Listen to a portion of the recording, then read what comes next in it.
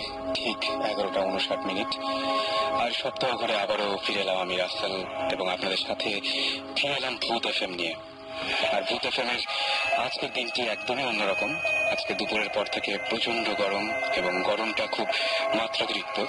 সকালবেলায় শীত একটা ভাব পড়ে গেছে, কিন্তু আজকে আমি দেখতে পাচ্ছি আমার স্টুডিওর কাঁচটা পর্যন্ত থেমে গেছে।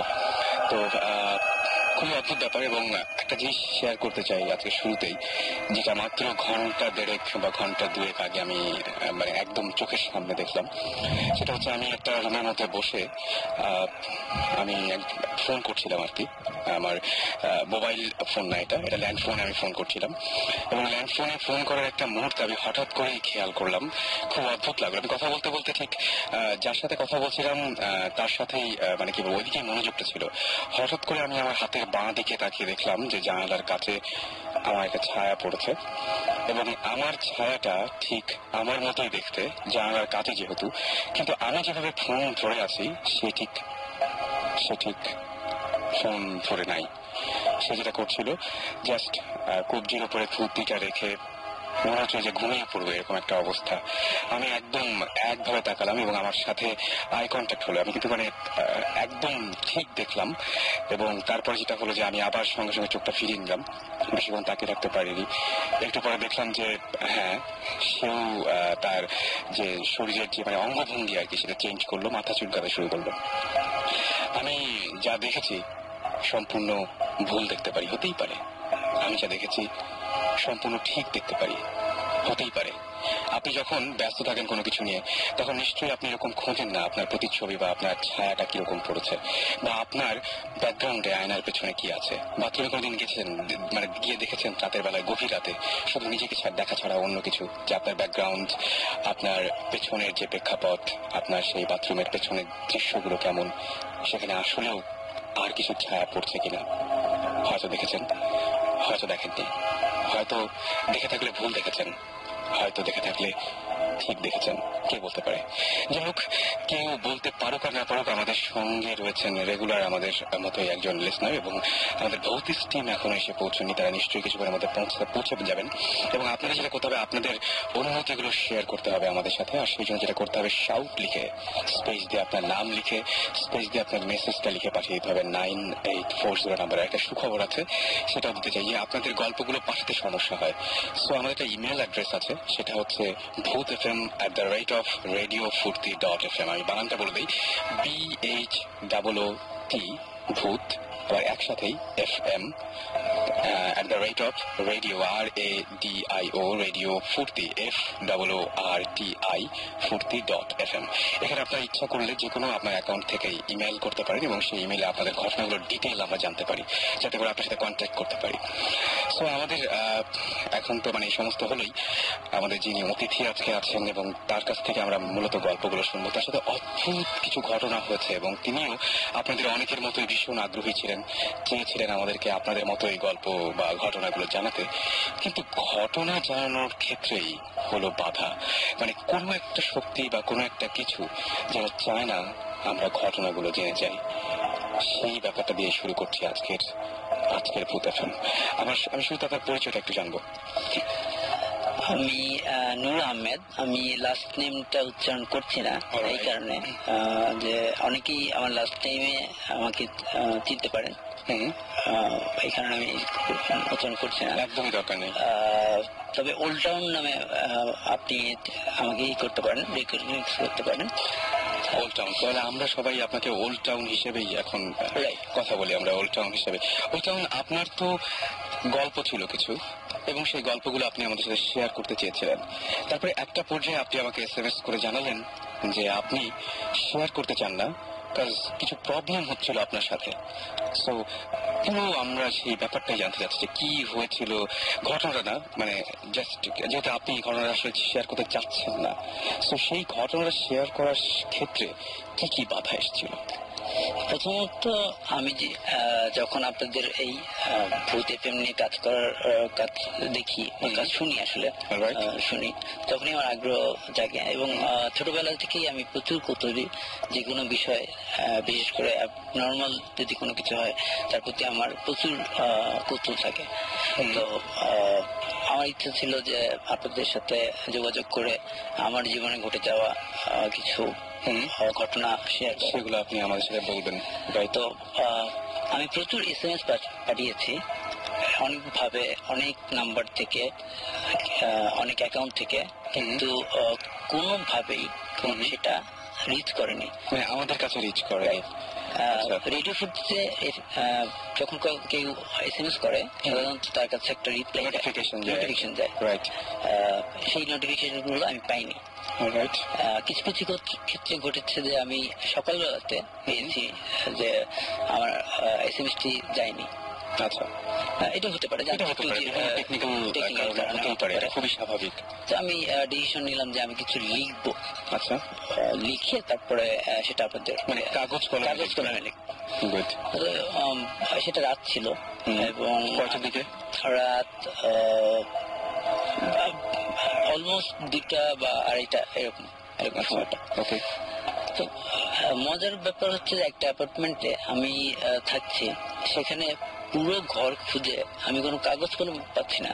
ডিসেন্ট একটা পেপার যেখানে লেখা যায়, কাগজ না কলম, কলম পাওয়া যায় না এরকম কিছু, কিন্তু ডিসেন্ট কাগজ এবং কলম কিছুই পাইনি। আচ্ছা, শেষে আমাকে ব্যবহৃত কিছু কাগজের উল্টো পাশে আমাকে লিখতে হয়েছে। তো আমি যখন লেখা শুরু করলাম, লেখার শুরুর আগে আমি শুরু করেছিলাম হচ্ছে যে আপনাদের প্রোগ্রামের যে ধারাটা, প্রথম দিকে আপনারা সায়েন্স এবং বিভিন্ন ধরনের যে যৌক্তিক দিকগুলো তুলে ধরছেন সেইগুলো ছিল, সেগুলো ভালো লাগছিল। কিন্তু পরবর্তীতে টার্ন নিচ্ছিল হচ্ছে গল্প শেয়ারিং, গল্প না আসলে মানে ঘটনার শেয়ারিং গুলোর দিকে। তো আমি ওই দিকে একটু মনোযোগ দিয়েছি। আচ্ছা, তারপরে এক সময় শুরু করলাম আমার অভিজ্ঞতা লেখার। আপনি সেদিন কাগজ কলম কিভাবে পেয়েছিলেন? আমি শেষ পর্যন্ত কাঠ পেন্সিল, আমার ছেলের পেন্সিল এবং অল্প কয়েকটা ব্যবহৃত কাগজ, মানে এক সাইডে লেখা আছে ইউজ করা হয়েছে, ওই ইউজ করা কাগজগুলো আমি ওখানে লিখেছি। আচ্ছা, তো এক সময় আমি দেখতে পেলাম যে, আমি শুনতে পেলাম যে আমার মোবাইলে একটা SMS আসছে। তো আমি সেটা কেয়ার করিনি প্রথমে, অনেক SMS আসে। তো পরবর্তীতে দ্বিতীয়বার যখন আসলো, তো আমি সাধারণভাবে আমরা দেখি যে কে করেছে। তো ওই এসএমএসটা কোনো কি রিপ্লাই SMS ছিল বা এরকম কিছু? না। আচ্ছা, শুধু একটা ওয়ার্ড ইংরেজিতে লেখা NO। নো। কে পাঠিয়েছিল এটা? এটার কোনো সেন্ডার নেই।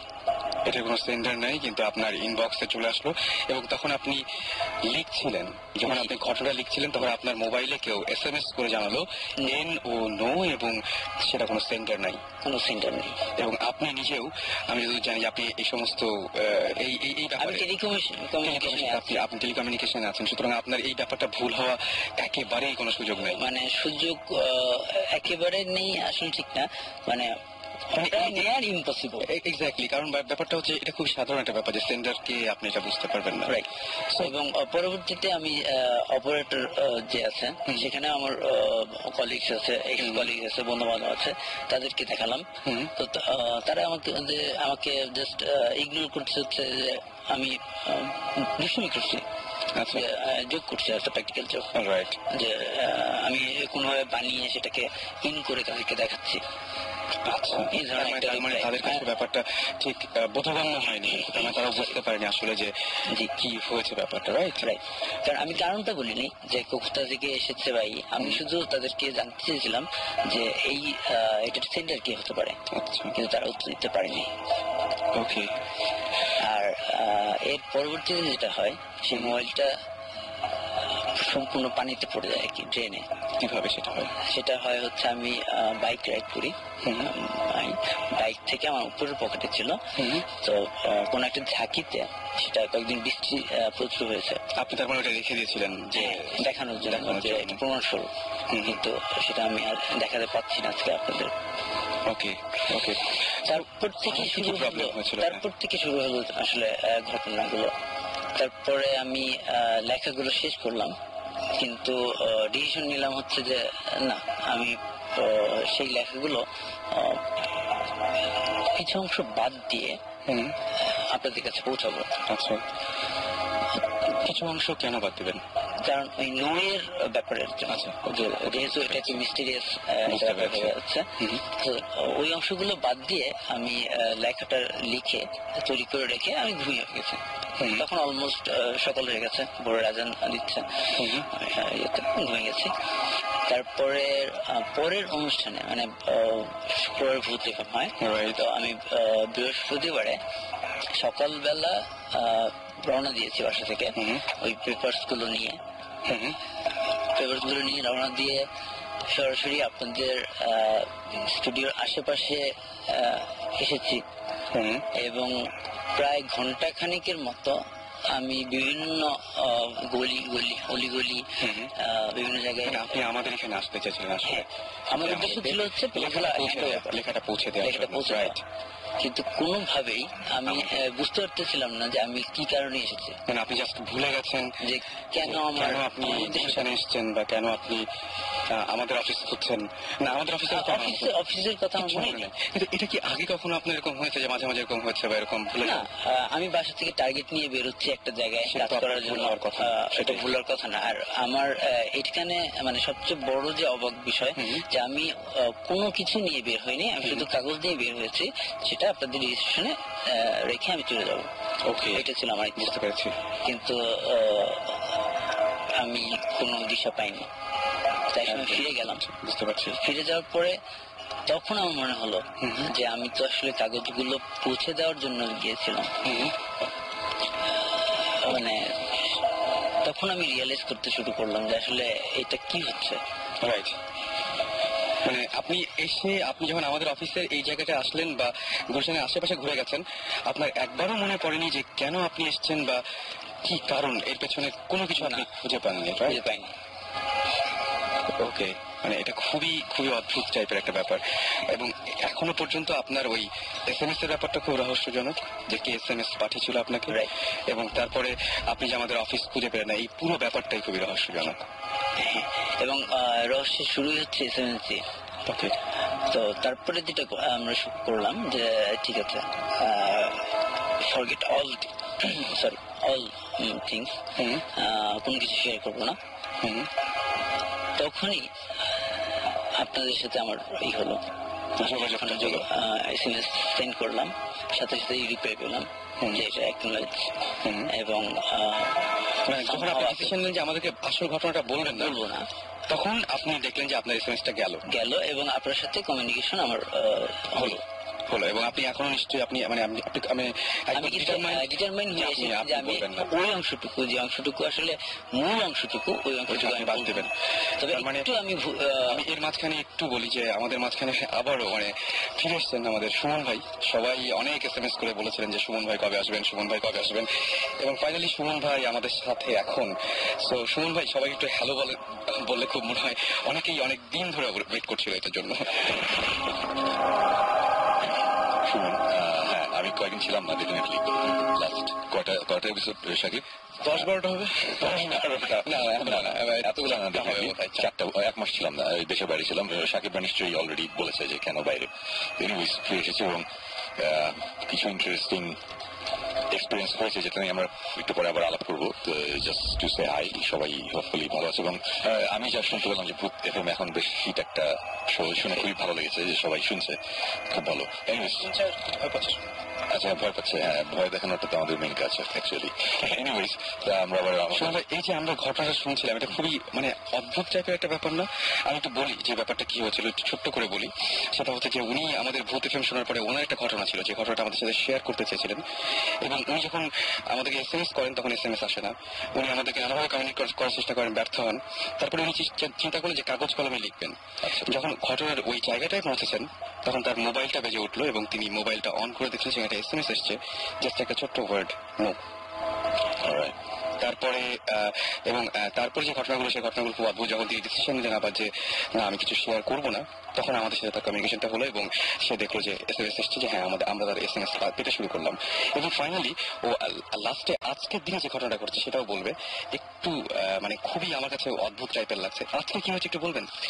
আজকে যেটা হয়েছে, মানে আমি প্রচন্ড অবাক হয়েছি ব্যাপারটা, যে আমি আজকে 1.5 বছর যাবত একটা বাইক চালাই, যেখানে আমি কখনো কিক দিয়ে স্টার্ট করিনি, কখনো না, মানে একেবারে কেনার থেকে আজ পর্যন্ত। আচ্ছা। এবং আজকেও চালিয়েছি, সেলফ স্টার্ট হয়েছে, অনেকবার অনেক জায়গায় গিয়েছি। আমি যখন রওনা দিচ্ছি এখানে এটার উদ্দেশ্যে, তখন জাস্ট প্রেস যখন করলাম কাজ করছে না। ওকে, মানে সেলফ কাজ করছে না, মিনস মানে স্টার্ট হচ্ছে না। ওকে। আর এরপরে আমি আরেকটু বলি, আমি কিক দিয়ে স্টার্ট করে আমি চলে এসলাম আপনাদের এখানে, এবং নিচে আসার পরপরই আমি যখন নামলাম এবং অফিসে নিচতলাতে গ্রাউন্ড ফ্লোরে সিকিউরিটির সাথে কথা বলছি যে কিভাবে যেতে হবে, তখনই আপনাদের এই এরিয়ার কারেন্ট চলে গেল, বিদ্যুৎ চলে গেল, লিফট বন্ধ হয়ে গেল। ওকে, মানে আমাকে 9 তলায় হেঁটে উঠতে হয়েছে। অলরাইট। মানে আসলে যদি এগুলোকে আমরা একসাথে ফেলি তাহলে কিন্তু ভয়ঙ্কর রূপ দাঁড়ায়। হ্যাঁ, মানে আপনার সাথে বারবার করে এটা হচ্ছে। আপনাকে কেউ হয়তো এরকম হতে পারে যে চাচ্ছে না যে উনি এই গল্পগুলো বা এই ঘটনাগুলো আমার সাথে শেয়ার করুন। ওয়েল, আমার যেটা মনে হয় এই ধরনের ঘটনা যেহেতু ঘটছে, সেহেতু এই ব্যাপারটা আজকে আপনি রেডিতে বলছেন ফাইন, বাট আর কাউকে না বলাই ভালো। জিনিসটা আমার মনে হয় চেপে যাওয়াই ভালো, সিরিয়াসলি। বিকজ আমরা এই টাইপের অনেক কিছু আমরা এক্সপিরিয়েন্স করি লাইফে, মাঝে মধ্যে মনে হয় যে এই জিনিসটা করা উচিত না, তারপরে আমরা করি। এই ধরনের এক্সপিরিয়েন্স আমাদের এই ভৌত স্ট্রিমের মধ্যেই হয়েছে, এবং আমরা ওটার জন্য পরে আমাদের সাফারও করতে হয়েছে, এরকম জিনিসও হয়েছে। সো যেটা বলবো যে হ্যাঁ, আপনি তো মেইন ঘটনাটা বললেন না, ফাইন বলার দরকারও নাই, আমরাও চাই না আপনার বলুন, সবকিছু সবার জানার দরকার নাই। এবং আমার মনে হয় জিনিসটা আর কাউকে না বলাই ভালো, জিনিসটা অ্যাভয়েড করেন, জিনিসটা এখানে শেষ করে দেন আর কি। বিকজ মাঝে মধ্যে লাইফে তো কত কিছু আমরা এক্সপ্লেন করতে পারি না উল্টো পাল্টা, সো কি দরকার আরেকটা আনএক্সপ্লেন জিনিস লাইফে আনা। আমার সেটাই মনে হয় যে সেটাই আমাদের সাথে এখন আমাদের সাথে জিবরান ভাই এসেছেন এবং সাকিব ভাই পৌঁছে গেছেন, সবাই আজকে এখন আমাদের সাথেই রয়েছেন। শুনবো এখন তাহলে আমরা কি করা যেতে পারে, কি করব? ওয়েল, প্রথমেই যেটা মানে good to be here again, মানে আবার ফুল ভূত স্টিমের সাথে আবার ভূত এফএমে এসে অনেক ভালো লাগছে। একটা মাস অ্যাকচুয়ালি আমি গিয়েছিলাম ভূত স্টের কাজই, বাট আমার কাজ দুটো কাজ ছিল, কাজ দুটোর মাঝখানে অনেক বড় একটা গ্যাপ ছিল, যে কারণে আমি আসতে পারছিলাম না। সো আমার এখন তারপরে যদি আমি 1 সপ্তাহের মধ্যে একটা কাজ ছেড়ে আবার ঢাকায় এসে আবার 2 সপ্তাহ পরে যাই, ওটা আমার জন্য খুব একটা ভালো সলিউশন না আর কি। সেই কারণে মাঝখানে আমি 2 সপ্তাহ ছিলাম, কোনো কাজ ছিল না, বাট দেন এগেন লাস্টে আবার একটা কাজ ছিল, সিরিয়াস দরকারি একটা জিনিস ছিল, ওটাও সেরে এসেছি। তো মোটামুটি এখন এতটুকু বলতে পারি আমরা যে আমাদের একটা ইনভেস্টিগেশনের একটা বড় একটা পার্ট আমরা মোটামুটি সলভ করতে পেরেছি, এবং যাবতীয় এক্সপিরিয়েন্সও এখানে হয়েছে, খুবই ইন্টারেস্টিং। এগুলো নিয়ে ডেফিনেটলি আছে, আমরা আলাপ করবো একটু করে। ওকে, সাকিব ভাই। আমি তো মানে বারবার করে বলছি সুমন ভাই আসলে আমি আর কোনো কথা বলবো না, আমি একদম আমি আজকে জাস্ট নীরব দর্শক। অ্যাজ আই সেড, মানে হয়তো সুমন ভাই 4-5টা শো মিস করেছেন, বাট আমার কাছে মনে হচ্ছে 12-14টা শো অনেক কথা বলতে হয়েছে। বাট আপনার পরিচয়টা আমি আসলে আমি বলে আমি এসএমএস সাধারণত পাঠাই হচ্ছে ওল্ড টাউন নামে। আচ্ছা আচ্ছা, এখানে ওল্ড টাউন নামে পাঠাই। আমি টেলিকমিউনিকেশন নিয়ে কাজ করি, মেইনলি হচ্ছে নেটওয়ার্কিং। ও আচ্ছা আচ্ছা, নাইস নাইস। তো ওইটাই উনি বলছিলেন যে এটা আমার ভুল হতে পারে না যে আমি একটা এসএমএস কে পাঠালো এটা সে বুঝবেন। আমাকে যখন বারবার করে এটাই বলছিল, যে যখন তার সাথে আমার ফোনে কথা হচ্ছিল তখন তিনি বারবার করে বলছিলেন যে এটা তো আমার না বোঝার কোনো কারণ নেই। আমার খালি সুমন ভাই যেটা বললেন যে এই জিনিসটা না বলাই বেটার, বা শেয়ার না করাটাই বেটার। সুমন ভাই রাইট। আমরা কয়েকদিন আগে আমাদের দেশ একটা সবার উপর দিয়ে ঝড় গেছে একটা, বিকজ একটা জিনিস আমরা বুঝছিলাম যে এটা করা ঠিক হবে না, বা ভূতিষ্ঠ কাজ, তারপরে করেছি, করে একটু আমাদের বেশ ঝামেলা গিয়েছে। কিন্তু সুমন ভাই, আমার তো মনে হয় যে শুধু শেয়ার করাই ভালো। মানে আমি বলি কেন, বিকজ ভূত জিন যেটাই বলি, ওদের যখন আমাদের সাথে একটা রিলেশনশিপ হয়ে যায়, ওই রিলেশনশিপে ওরা যদি ডমিনেন্স নিয়ে নেয় তখন কিন্তু একটা প্রবলেম হয়। অ্যান্ড আই ফিল ওই ডমিনেন্স কমানোর জন্যই তখন একটু প্যারা খায়ও যদি কিছু একটা করা যায়, ওটা কিন্তু বেটার। আপনি কিছু একটা বলেন। ওয়েল, আমি বুঝতে পারছি তুমি যে পয়েন্ট থেকে বলছো, বাট ব্যাপারটা হচ্ছে যে এখন এই যে প্যারা খাওয়া এই ওয়ার্ডটাই ইউজ করি। এখন প্যারা খাওয়াটা কে কিভাবে নিতে হবে সেটা হচ্ছে কথা, আমরা কিন্তু জানি না কে সেটা হ্যান্ডেল করবে। ছোটবেলায় আমি যখন অনেক ছোট স্কুলে ছিলাম তখন একবার আমাদের দেশে বাড়ি গিয়েছিলাম, ওইখানে একটা শ্মশান ঘাট ছিল ওটা ইয়ের পাশে, তো আমার ফ্রেন্ডরা গিয়েছিল আমার সাথে। আচ্ছা, ওরা বললো যে বাজি লেগে আমি যেতে পারবো কিনা ওখানে থাকতে। আচ্ছা, আমি রাতে গিয়েছিলাম, আমি অনেক ভয় পেয়েছিলাম, বাট আমি গিয়েছিলাম। বাট মানে এখন যদি বলতো ডেফিনেটলি বলবো যে আমি যাবো, বা এখন যদি আমাকে এই ভূত বলি বা জিন বলি অথবা সুপার ন্যাচারাল কোনো এন্টিটি কেউ যদি আমাকে কিছু করতে মানা করে, আমি অবশ্যই ওটা করব। আচ্ছা, আমি করবো কজ আমার নিজের উপর অতখানি কনফিডেন্স আছে যে আমি এটা হ্যান্ডেল করতে পারবো, কজ অনেক বাজে জিনিস আমরা লাস্ট 1.5 বছরে হ্যান্ডেল করেছি। কিন্তু সবাই তো অ্যাকচুয়ালি যাদের এটা প্রথম এক্সপিরিয়েন্স তারা তো অ্যাকচুয়ালি জানে না এটা হ্যান্ডেল করা তার পক্ষে পসিবল কিনা। অনেকে তো অনেক ছোটখাটো ব্যাপারেও ইয়ে হয়, মানে ভয় পায়। মানে আমি আমার নিজের পার্সোনাল একটা কথা বলি, টাওয়ার অফ সাইলেন্স একটা গল্প, এই গল্পটা বলা হয় নাই, এটা অনেক আগে একটা গল্প শুনেছিলাম। গল্পটা ছিল এরকম, এটা একটা গল্প, মানে এটা সত্যি ঘটনা, বাট আমার শোনা আরেকজনের কাছ থেকে। এটা আমি খুব ভেগভাবে ঘটনাগুলো জানি, ডিটেল আমি জানি না, যতখানি মনে আছে বলছি। ইউরোপের কোন একটা কান্ট্রিতে কোন একটা জার্নালিস্ট, সে একটা গ্রামের একটা রিচুয়াল আছে, রিচুয়ালটা নিয়ে একটা মানুষ মারা গেলে তারা ডেড বডি কিভাবে ইয়ে করে আর কি, হ্যাঁ, এটা নিয়ে একটা স্টোরি লিখতে যাবে আর কি। তো ঘটনাটা হচ্ছে যে একটা গ্রামে একটা টাওয়ার আছে, লম্বা একটা উঁচু টাওয়ার টাইপের, মানে ইট দিয়ে বানানো একটা লম্বা একটা কিছু। ওটার ভিতর, ওটার নাম হচ্ছে টাওয়ার অফ সাইলেন্স। এই টাওয়ার অফ সাইলেন্স এর ভেতর কেউ যদি মারা যায়, তখন ওর ডেড বডিটা ভিতরে একটা বেদি টাইপের আছে, ওখানে ডেড বডিটা রেখে তারপর চলে আসে। আচ্ছা, ডেড বডিটা ওখানেই থাকে, ওরা অ্যাকচুয়ালি কবর দেয় না, তাহলে এইভাবেই রাখে। তো টাওয়ার অফ সাইলেন্স এর ভিতরে ডেফিনেটলি মানে মরা মানুষ ওখানে পচে পরে হাত দিয়ে, মানে আমি এটা জানতাম যে পেরুতে এরকম কিছু যে পিরামিডের উপরে রেখে দিত, পরে কঙ্কাল হয়ে যায়, এরকম একটা ব্যাপার ছিল। তো সে এই টাওয়ার অফ সাইলেন্স নিয়ে একটু লেখালেখি করবে, একটা জার্নালিস্ট, সে একটা লেখা লিখবে, এই কারণে সে ওখানে গিয়েছে। যাওয়ার পর সে ওখানে থাকলো, 1 দিন 2 দিন থাকলো। আচ্ছা, তো মানুষজনের কাছ থেকে যাবতীয় কোশ্চেন করছে যে কিভাবে কি করো তোমরা, না করো, এগুলো জিজ্ঞেস করে।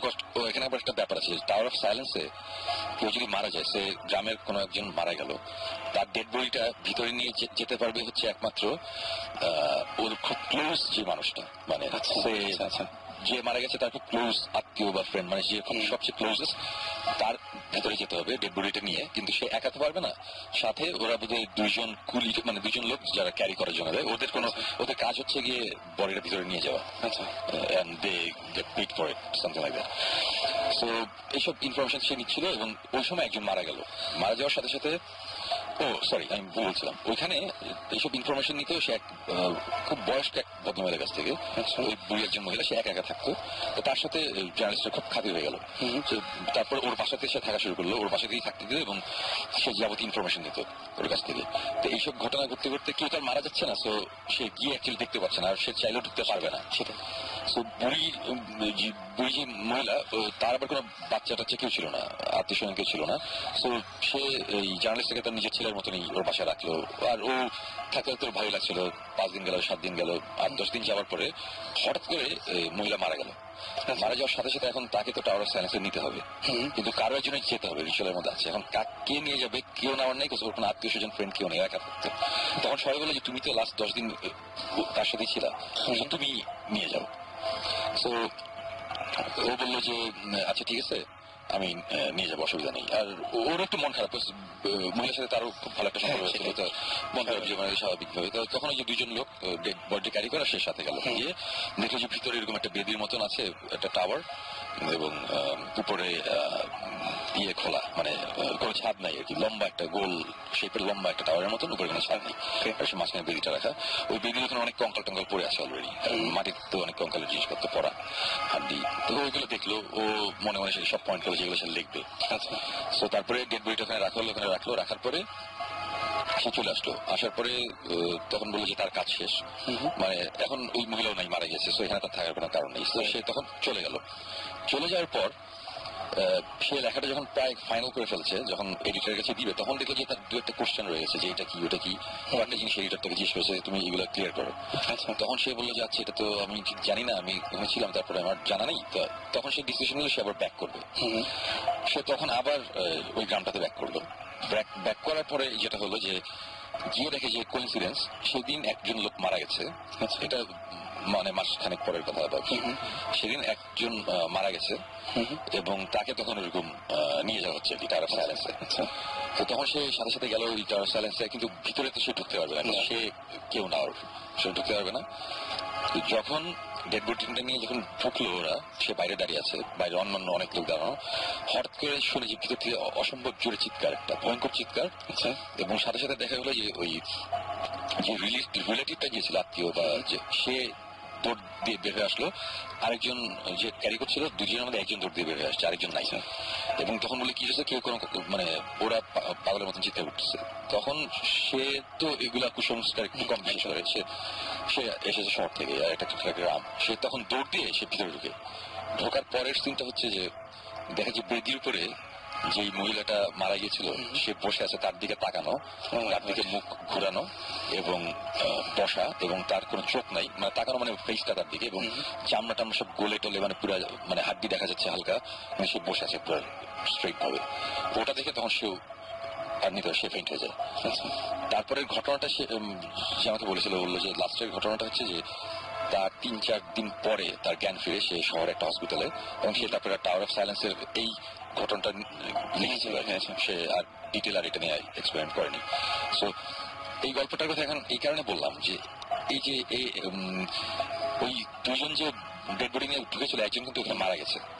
সে যখন দেখছে যে তাদের পরিচিত এই মহিলা মারা গেছে কয় মাস আগে, সে ওখানে বসে আছে, তাদের দিকে তাকিয়ে আছে। সো একজনের সাথে সাথে হার্ট অ্যাটাক হয়ে গেছে কিন্তু, আর একজন দৌড়ে বের হয়ে আসছে, আর সে কিন্তু পেন্ট হয়ে গেছিল। সে কিন্তু অনেক শিক্ষিত, সে অনেক কিছু ভয় পেপার।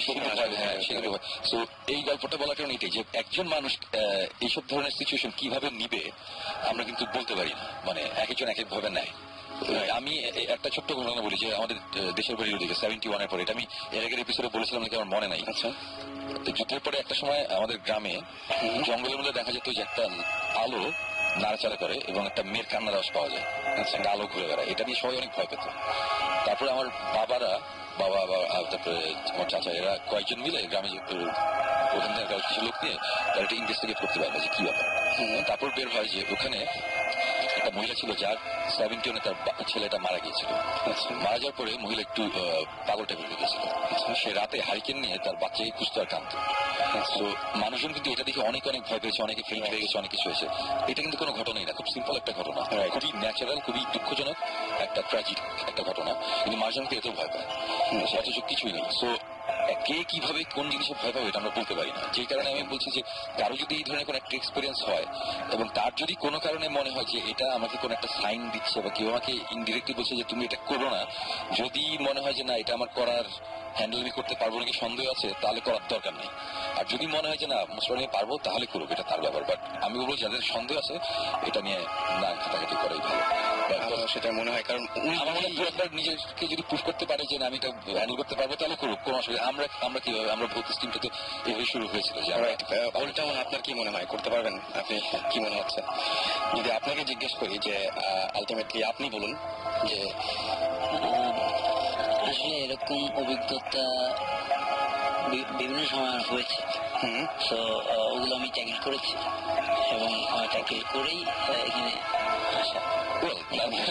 তাহলে বলেন চলে তো আসছেন, আর কি হবে? আসতে বলে আসলেন না, অসুবিধা নেই, চলে আসছে, বলেন। আপনি তাহলে আমার মনে হয় যে কি এখন কি মনে হচ্ছে বলবেন? ওই ঘটনা ছাড়া আমি বিভিন্ন অন্যান্য যে ধরনের ঘটনাগুলো আছে সেগুলো বলতে পারি। আচ্ছা, প্রথমে শুরু করি হচ্ছে আমার ছোটবেলা নিয়ে। আচ্ছা, আমার ছোটবেলা খুব রেস্ট্রিক্টেড কেটেছে। তো আমার যে বাড়িটা ছিল, বাড়িটা ছিল পুরনো একটা বাড়ি, যেটা আমার আব্বা কিনে নেন। সেটা জমিদার বাড়ি ছিল। আচ্ছা, তো একটা রুম আমি পাই থাকার জন্য। তো সেই তখন ক্লাস 6 বা 7 এইরকম সময়টুকু। আচ্ছা, তো সেই সময়টা আসলে বয়সন্ধিকাল, অনেক ধরনের চেঞ্জ হয়, অনেক ধরনের দুষ্টমি বা তো যেটা হতো আমার যে কোনো কারণে কোনোভাবে যদি আমি কোনো কাজ করতাম বাইরে, যেটা আসলে আনএক্সপেক্টেবল টু বড়দের, আপনাদের যারা সিনিয়র ছিল, আমি ওই রাতে ঘুমানো আমার পক্ষে ওই রুমে সম্ভব হতো না। আচ্ছা, প্রচন্ড ভয় আমাকে ধরতো, এবং যেটাকে বলে বুয়ায় ধরায় বলে বা এরকম এই ধরনের প্রবলেম হতো। আচ্ছা, কোন একটা অকারেন্স করে যদি আমি বাসায় ফিরতাম এবং ওই রুমে ঘুমাতাম, মানে কোনোভাবেই ঘুমাতে পারতাম না। কিন্তু সেই রাতগুলো কিন্তু আমি পার করেছি, ওই রুমেই পার করেছি। ওকে, এটা একটা ব্যাপার। একটা ব্যাপার যে ওই রুমটাতে যদি কখনো গেস্ট আসে তো ওই রুমটা ইউজ করতে দেওয়া হতো। আমি তখন শেয়ার করতাম অন্য ভাই বোনদের সাথে। তো ওই রুমে যেসব গেস্ট থেকেছেন তারা দ্বিতীয়বার আর ওই রুমে থাকতে চাননি কখনো এবং ফিরে আসেননি। কেউ কেউ তাদের এক্সপিরিয়েন্স বর্ণনা করে গেছেন এবং কেউ কেউ পুরোপুরি চেপে গেছেন, এবং একসময় দেখা গেছে যে তাদের সাথে আমাদের অনেক দূরত্ব তৈরি হয়ে গেছে। আচ্ছা, মানে কেউ আর পরে ওইটা বলেনি যে কি হয়েছে? রাইট। ওই ঘরে আসলে কি হতো আপনি কি জানেন বা এরকম? একটা ঘটনা বলি। ওই রুমটা আসলে ড্রয়িং কাম আমার বেডরুম ছিল। আচ্ছা, তো সোফা আছে এবং আমার বিছানাতে এই আছে, বালিশ আছে। তো একদিন আমার আম্মা আমার খুব বকা শুরু করলেন। কি ব্যাপারটা হচ্ছে যে সমস্ত বালিশ কুশন সবগুলো মেঝেতে ফেলা। আচ্ছা, এটা কুশন উড়ে যেতে পারে না, কোনোভাবে এটা পসিবল না যে উড়ে যাওয়া, কিন্তু সেটা মেঝেতে ফেলা এলোমেলো করা। আচ্ছা, এটা আপনি করেননি? আমি করিনি, বা অন্য কেউ করেনি? অন্য কেউ। তখন আমি এবং আমার মা ছাড়া বাসায় কেউ আর কেউ ছিল না। তো আম্মা সরাসরি আমাকে ধরলেন যে এটা তোর কাজ। আমি যতই ডিনাই করি ততই মা এটা মানতে রাজি না, কারণ উনিও করেননি। স্বাভাবিকভাবে এটা তো মানবেন না উনি।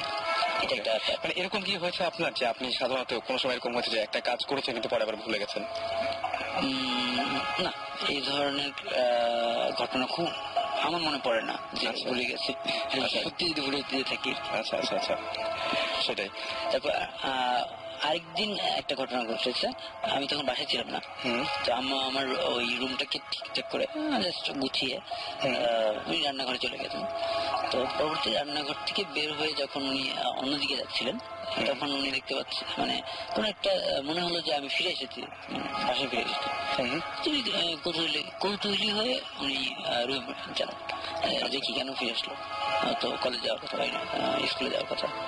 তো যে দেখেন যে দেয়ালে যতগুলো পোস্টার আছে মানে ক্যালেন্ডার, সেটা অনেক আগের কথা, তখন ক্যালেন্ডার ছবি থাকতো, মানে জন্তু জানোয়ারের ছবি আঁকা যেসব ক্যালেন্ডার বা ছিল সেগুলো উল্টানো। আচ্ছা, এবং কুশন বা বালিশ না কুশনে স্পেশালি আঁকা ছিল, কার্টুন বা বিভিন্ন হাতে শুয়ে কাজ করা, শুয়ে কাজ করা। তো সেগুলো পুরোটা উল্টানো, সব ছবিগুলো উল্টে গেছে। মানে উল্টানো মানে হচ্ছে একদিকে সাদা একদিকে বিছানার কাভারটা উল্টানো, তারপরে ছবিগুলো উল্টানো, এরকম টাইপের কিছু একটা এরকম। ওকে, এটা তো বেশ অন্যরকম একটা কথা পারে মনে হচ্ছে। উল্টানোর ব্যাপারটা আমার কাছে খুব ইন্টারেস্টিং লাগছে, বিকজ এই উল্টো ছবি উল্টো জিনিসপত্রের সাথে আমরা এখন পর্যন্ত রিসার্চ করে যা বের করতে পেরেছি, মানে সাক্ষাৎ শয়তান যেটা বলে, মানে ডেভিল ওয়ার্শিপ করা বা ডেভিল এই টাইপের কিছুর যদি আমরা কিছু দেখি সেখানে উল্টো ব্যাপারটা থাকে আর কি।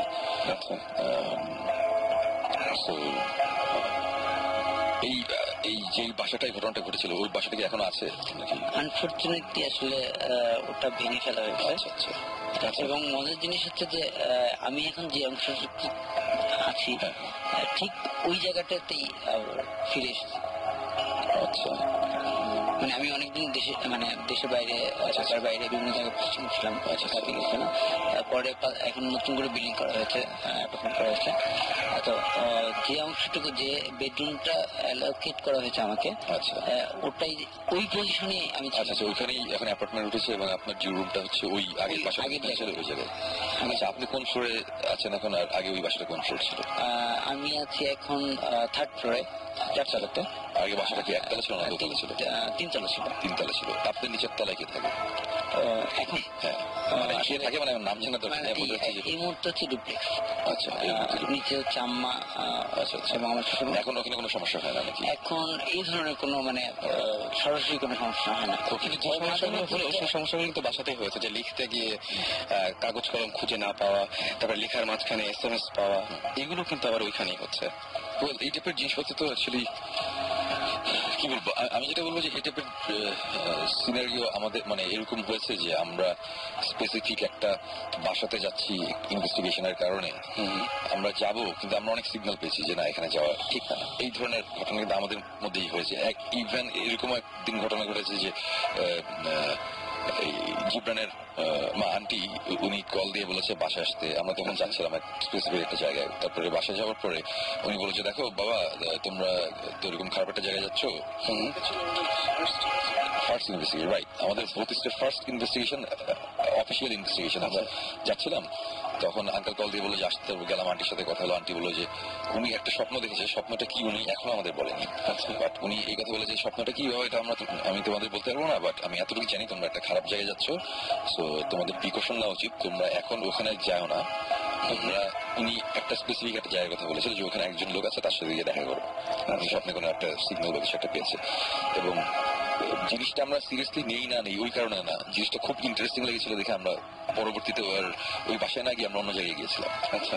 এবং এই স্পেসিফিক যে বাসাটার কথা বলছি, এই বাসায় সেকেন্ড টাইম আমরা যখন যাওয়ার অ্যাটেম্প নিলাম তখন হাইওয়েতে রাত 12টার সময় আমাদের গাড়ি নষ্ট হয়ে যায়। সারা রাত আমরা একটা জঙ্গলের ভিতরে বসেছিলাম। অনেক অনেক ঘটনা আছে, এগুলো আমাদের সামনে এপিসোডে দেখা যাবে। বাট এই ধরনের সাইন, এই ধরনের সিগন্যাল আমার মনে হয় মাঝে মাঝে আমরা পাই। এখন আমরা এইটা কিভাবে নিব সেটা তার নিজের ব্যাপার। বাট আমাদের লেটলি আমাদের যেসব এক্সপিরিয়েন্স হয়েছে আমরা খুবই সিরিয়াস ভাবে জিনিসটা খুবই সিরিয়াস ভাবে নিই, যে কারণে আমরা তো এই টাইপের ঘটনা ঘটলে তখন আমরা বলি যে একটু আগে থেকে একটু প্রিকশন নিয়ে রাখা ভালো, মানে প্রিকশন নেওয়ার দরকার আছে। আমরা সিরিয়াসলি নেই, but we also do it, but because আমরা হচ্ছে ভূতিস্ট। হ্যাঁ, আমরা এখন আমার প্রফেশনাল, হ্যাঁ প্রফেশনাল বলি আর যে বলি, মানে আমার কথা একটা সেটা হচ্ছে যে আমরা জিনিসটা করছি এটা আমরা দেখি আমরা করছি। আমি এখন যদি আমরা যদি বলি যে এখন সবাই করো তাহলে হবে না, সেটা আসলে বিকজ আপনি মানে we are all single unfortunately, and you know we আমাদের প্রথম থেকেই লাইফস্টাইল একটু ডিফারেন্ট ছিল। আমরা আসলে এরকম রেসপন্সিবল বা সকালে অফিস যাই ওরকম না আমরা কেউ। মানে আমার কথা হচ্ছে না, হ্যাঁ কালকে ধরেন তিনজন গায়েব হয়ে গেলাম তো তেমন কিছু হবে না, তেমন কিছু হবে না, একটা অ্যালবাম পাবে না আর কি। না হচ্ছে জোকস সাইড, মানে আমি যেটা বলতে চাচ্ছিলাম যে সবার তো অ্যাকচুয়ালি এগুলো করা পসিবল না, সবার রাতের পর রাত টাইম সবার টাইম নেই, এটা পসিবল না। সো এখন এই টাইপের জিনিসপত্র হলে আমার মনে হয় যে যদি নিজের উপর কনফিডেন্স থাকে তাহলে আগানো উচিত, আর না হলে আমার মনে হয় জিনিসটা খুব ভালো হয় যদি আমাদের কাছে ট্রান্সফার করে। মানে আমরা রেডি, আমরা যে কোনো জায়গায় যেতে রাজি আছি, আমাদের কোনো সমস্যা নাই। আমরা এরকম একটা কুয়ার নিচেও আমরা নেমেছি যেখানে মানুষজন নামলে নাকি আর উঠে না, মারা যায় ভিতরে। আচ্ছা, আমাদের অক্সিজেন সিলিন্ডার মাস্টার্স নিয়ে আমাদের নামতে হয়েছে, কিন্তু আমরা নেমেছি দেখার জন্য যে কমিউনিটি অ্যাকচুয়ালি কি। আমি নামছিলাম, ওই ব্যাপারটা হচ্ছে ওইটাই যে আমরা করছি ফাইন, মানে আমরা নিজেদের ঢোল নিজে পিটানোর জন্য এগুলো বলছি না, বলছি যে অ্যাকচুয়ালি একটু হলেও এক্সপিরিয়েন্স থাকা উচিত এইসব জিনিস হ্যান্ডেল করতে। ওনাকে আমি এই কারণে জিজ্ঞেস করলাম যে উল্টা ছবি কিন্তু এই টেবিলের সাইন এগুলো। সো এখন কিছু হয় নাকি? এখন যদি এই ছোটখাটো ওই যে ইয়ে খুঁজে না পাওয়া এগুলা ছোটখাটো এগুলো নিয়ে কোনো সমস্যা নাই, বা হলে এগুলো জাস্ট প্রথম দিককার একটা সাইন, এটা নিয়ে আর ফার্দার প্রসিড না করলেই চলবে, মনে হয় না প্রবলেম। সো আমরা মনে হয় একটা ব্রেকে যাই না, আমরা একটা ব্রেকে যাই এবং ব্রেক থেকে ফিরে আসার পরে আমাদের তো SMS, আমি তার আগে SMS করার নিয়মটা বলে দিই। এবং ওই যে এই ধরনের কোনো কিছু যে আপনি সমস্যা মনে করছেন শেয়ার করতে, সেটা আপনি ইচ্ছা করে ট্রান্সফার করে দিতে পারেন আমাদের কাছে। এবং সেই জন্য আপনাকে করতে হবে শাউট লিখে স্পেস দিয়ে আপনার নাম লিখে স্পেস দিয়ে আপনার মেসেজ লিখে পাঠিয়ে দিতে হবে 9840 নাম্বারে। আর যদি বড় কোনো ঘটনা হয়, যেটা আমরা কি আগামী সপ্তাহে আপনার সাথে জেনে বসবো, এই সপ্তাহে বা এই শোর শেষে আপনি ইচ্ছা করলে আমাদেরকে ইমেল করতে পারেন। ইমেল অ্যাড্রেসটি হচ্ছে bhutfm@radiofurti.fm। এখানে আপনি ইচ্ছা করলে ইমেল করে দিতে পারেন। চলে যাবো গানে, একটা ছোট্ট ব্রেকে যাবো এবং ব্রেক থেকে ফিরে আসবো আবার সবাইকে নিয়েই। আর প্রথম যে গানটা সেটা হচ্ছে ব্যাবাক বিভাগী বাই অর্ণব। চলুন শুনে আসি গানটি।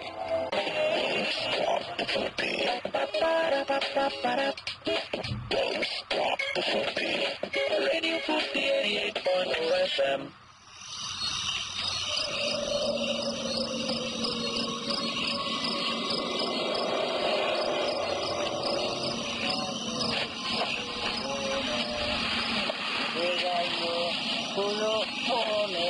ও কে কে কে ভাই?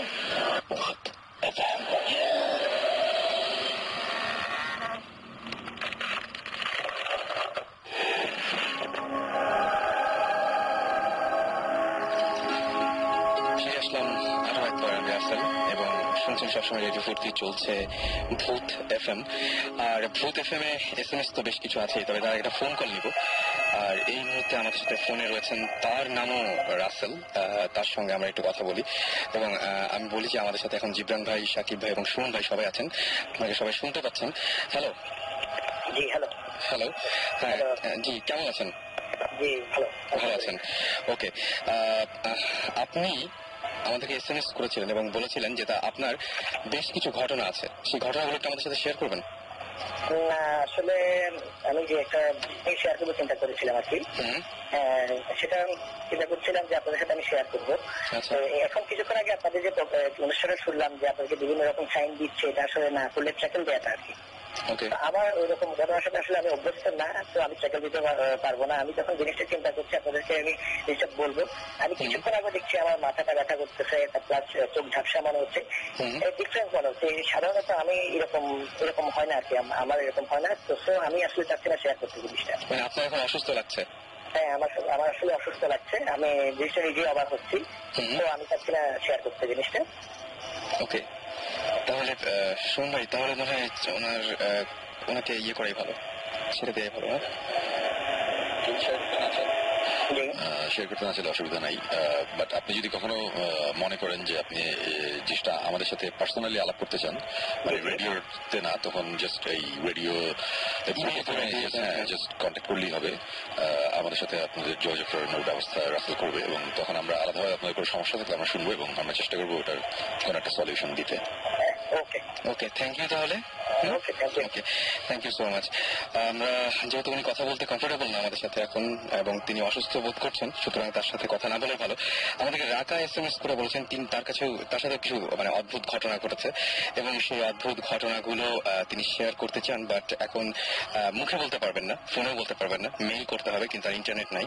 সো পরে আমার মনে হয় যখন ইন্টারনেট আসবে, যখন আপনি আবার কানেক্টেড হবেন, তখন নিশ্চয়ই আপনি সেন্ড করতে পারবেন আপনার ঘটনা। আমি একটা কোশ্চেন করেছেন, মানে ভৌতিস্ট টিমের কাছে বেসিক্যালি তিনি বলছেন তিনি বলছেন যে ভৌতিস্ট টিম, মানে ভৌতিস্টের এই কাণ্ড কীর্তি যা কিছু শুনছি আমরা, সেটা টিভিতে কবে আসবে? নামনি এই কোশ্চেনটা করছে। ওয়েল, নামনি নাদিয়া, হ্যাঁ, রাইট। ওকে, ভৌতিস্ট অন এয়ার করার প্ল্যান ছিল আমাদের নেক্সট মান্থেই, বাট যেটা হয়েছে কয়েকদিন আগে একটা ইনভেস্টিগেশনের কারণে আমার, আপনারা জানেন নাকি জানি না, আমার একটু দেশের বাইরে যেতে হয়েছিল। সো দেশে ছিলাম না, যে কারণে প্রায় মাসখানেক আমি দেশে ছিলাম না, ভূত এফএম আমি ছিলাম না। সো ওখানে যাওয়ার পরে আমাদের ইনভেস্টিগেশনটাতে একটা নতুন কিছু ডেভেলপমেন্ট হয়েছে, এবং যেই প্রবলেমটা আপাতত আমরা সলভ না করে আমরা অন এয়ারে যেতে চাচ্ছি না, এবং আমাদের শুটিংও বাকি আছে। 1 মাস আমি ছিলাম না, সো শুটিং স্বাভাবিকভাবে একটু পিছিয়ে গেছে। সো হোপফুলি আমরা ডিসেম্বরের এন্ডের দিকে আমরা টিভিতে ভূতিস নিয়ে কাজ করবো, মানে কোরবানির থেকেই একটা প্ল্যান আছে। তো দেখা যাক, এখন পুরোটুকু ডিপেন্ড করছে, সবকিছু তো আমার হাতে না, আমাদের হাতে না, শুটিং টুটিং এর ব্যাপার আছে কিছু, সো ওগুলোর উপর ডিপেন্ড করছে আমরা কবে অ্যাকচুয়ালি ভূতিসটা অন এয়ার হবে। বাট সাকিব যদি দেখতে চান তাহলে আমরা যদি দেখতে চান আপনি ইউটিউবে যে www.youtube.com এ যে আপনি ওখানে সার্চ দিতে হবে ভৌতিস্ট ট্রেলার টাইপ দিয়ে, স্পেলিংটা হচ্ছে BHOUTIST, ভৌতিস্ট ট্রেলার নর্মাল স্পেলিং দিয়ে টাইপ দিলে আমাদের একটা ট্রেলার আপলোড করা আছে, আপনারা দেখতে পারবেন। ভেরি গুড, আমি দেখেছি। আরাফাত নামটা শুনলে আমার আসলে একটু হাসি লাগে। আরাফাত একটা জিনিস শেয়ার করেছেন। আরাফাত বলছেন যে আমি রাতে হঠাৎ করে অলৌকিক শক্তি পেতাম আর ঘর থেকে বাইরে চলে যেতাম, কিন্তু দরজা লাগানো থাকতো। রাইট, এটা জিনিসটা খুবই ইন্টারেস্টিং লাগছে। আমি এরকম কেস আছে আমরা পেয়েছি যে ঘুম থেকে ওঠার পর দেখা গিয়েছে সে হয়তোবা টঙ্গী ব্রিজের সামনে দাঁড়িয়ে আছে, যে কিনা থাকে হচ্ছে গুলশান 1 নম্বরে। এরকম ঘটনা আমরা পেয়েছি। ইনফ্যাক্ট আমার এক ফ্রেন্ডের, ছোটবেলায় এটা দেখেছিলাম, আমার এক ফ্রেন্ডের বোন, সে ঘুম থেকে ওঠার পরে দেখা গিয়েছে যে তার পায়ের নিচে কাটা, কাচ লেগে আছে, বাট এটা কিভাবে হয়েছে কেউ ধরতে পারছিল না। তারপর বের হলো যে সে নাকি ঘুমের মধ্যে হেঁটে বের হয়ে যেত যেত দরজা খুলে বের হয়ে পাশে একটা কনস্ট্রাকশন সাইট ছিল, ওখানে হাঁটতো, ওখানে কাঁচটা ছিল, ওই কাঁচও ময়লা সব পায়ে লেগে সে আবার ঘরে ঢুকে আবার দরজা লাগিয়ে দিত। বাট দরজা বন্ধ আপনি বাইরে, এটা খুব ইন্টারেস্টিং। এটা খুব ইন্টারেস্টিং, সেটাই। এবং যে অলৌকিক শক্তি, এই যে শক্তির ব্যাপারটা, এটাও খুব অদ্ভুত লাগলো আমার কাছে, যে এই শক্তি হঠাৎ করে শক্তি পাওয়া, মানে যতটুকু না তার চেয়ে অনেক বেশি শক্তি পাওয়া, এটা কিভাবে সম্ভব? ওই শক্তির ব্যাপারটা অলৌকিক হতো, মানে এরকমটা, মানে এরকম জিনিস তো আমরা দেখেছি যে খুবই কি বলবো, যে একটা মানুষ যার অতটা ফিজিক্যাল স্ট্রেংথ নেই, কিন্তু কোন একটা সার্টেন সিচুয়েশনে যাওয়ার পরে সে অসম্ভব শক্তি সে পেয়েছে। একসাথে 3-4 জনকে, আমরা একবার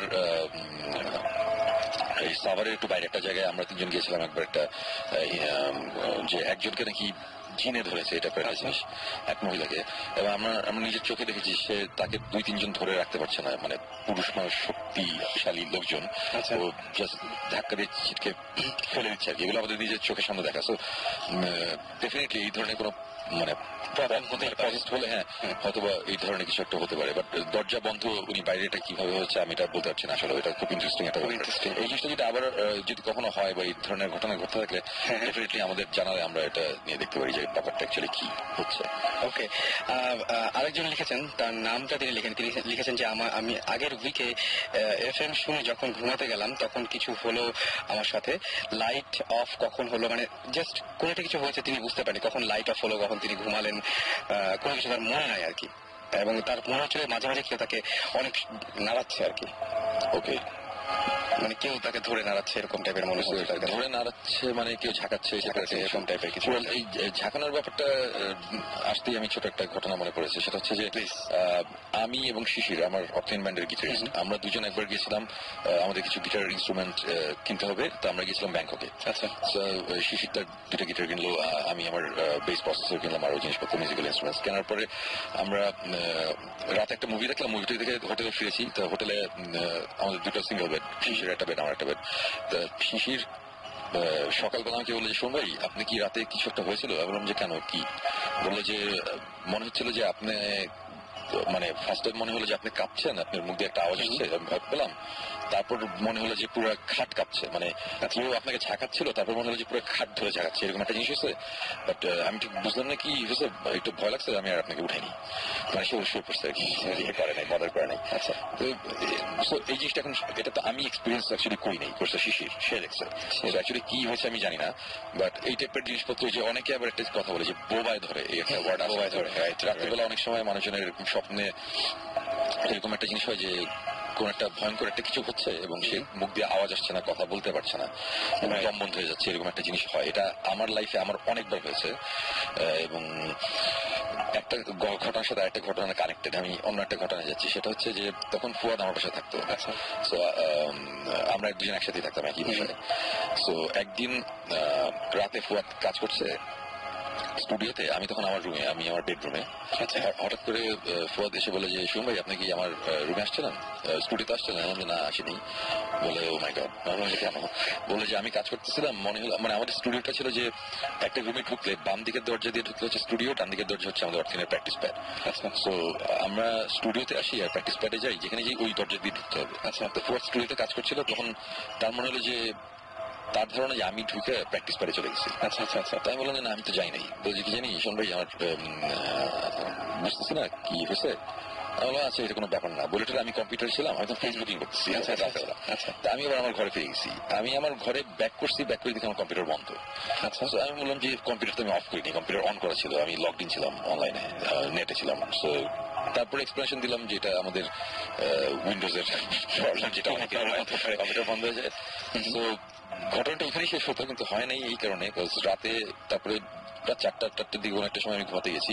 একটা সময় আমার এই যে বোবাই ধরা যেটা বলে, আমার কি স্বপ্ন দেখেছিলাম আমার মনে নাই। আচ্ছা, বাট খুব ভয়ঙ্কর একটা কিছু দেখছিলাম এবং আমি দম বন্ধ হয়ে যাচ্ছিলাম, আমি চিৎকার করতে পারছি না, মানে যেটা হয় আর কি। অনেক কষ্ট ঘুম ভেঙেছে, তখন ঘেমে টেমে গেছি, খুব খারাপ অবস্থা।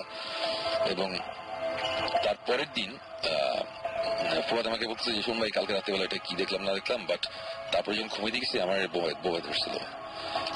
একই ঘটনা দুজনের। হ্যাঁ, এখন আমি তখন বললাম যে কয়টার সময়? বলে আমার তো মনে নাই। আমি তুমি ঘুমাইতে গেছো কখন? বলে আমি 4:30 দিকে ঘুমাইতে গেছি। আমি আমার বেডরুমে আমার সিলিং এ একটা ঘড়ি আছে, যেটা ওই যে লেজার ঘড়ি, মানে রে মারে একটা, মানে অন্ধকারের মধ্যে একটা দেয়ালের মধ্যে একটা ইয়ে পড়ে লেজারের ঘড়ির টাইমটা। তো আমার ঘুম ভাঙলে আমি প্রথমেই ঘড়ির দিকে তাকাই। তো আমার মনে ছিল এটা 5টা সামথিং, 5টার পরের ঘটনা। আমি যখন ফরের সাথে আমি মিলিয়ে দেখলাম সে 7:30 দিয়ে ঘুমাতে গেছে, তারপরে হয়েছে, সে জানে না টাইমটা কখন। তো মোটামুটি আমরা আন্দাজ করলাম যে সকাল হওয়ার আগে আগে ওরকম একটা সময় সেম টাইমই মোস্ট প্রবাবলি আমাদের দুজনেরই একই ঘটনা ঘটে, এই ইনসিডেন্টটা হয়েছিল।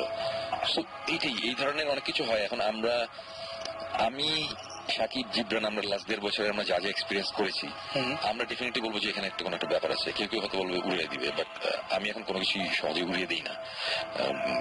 বিশেষ করে এই লাস্ট যে ট্যুরটা হলো, রিসেন্ট যে ট্যুরটা, বছরের এক্সপেরিমেন্টের পরে, মানে এক্সপ্লোরিং এর পরে, তারপরে এই আমাদের এই এক ইনভেস্টিগেশন নিয়ে যখন এরকম একটা অবস্থার মধ্যে আমরা পড়েছি, আমরা একটা ইনভেস্টিগেশনের মাঝখানে যে আমরা সবাই যেতেও পারছি না, এখানে ভূত এফএমও আছে, এখানে অন্যান্য কাজও আছে সবার। তো এই কারণে আমার ইউনাইটেড স্টেটসে আমার যেতে হয়েছিল, সাকিব এখানে ছিল।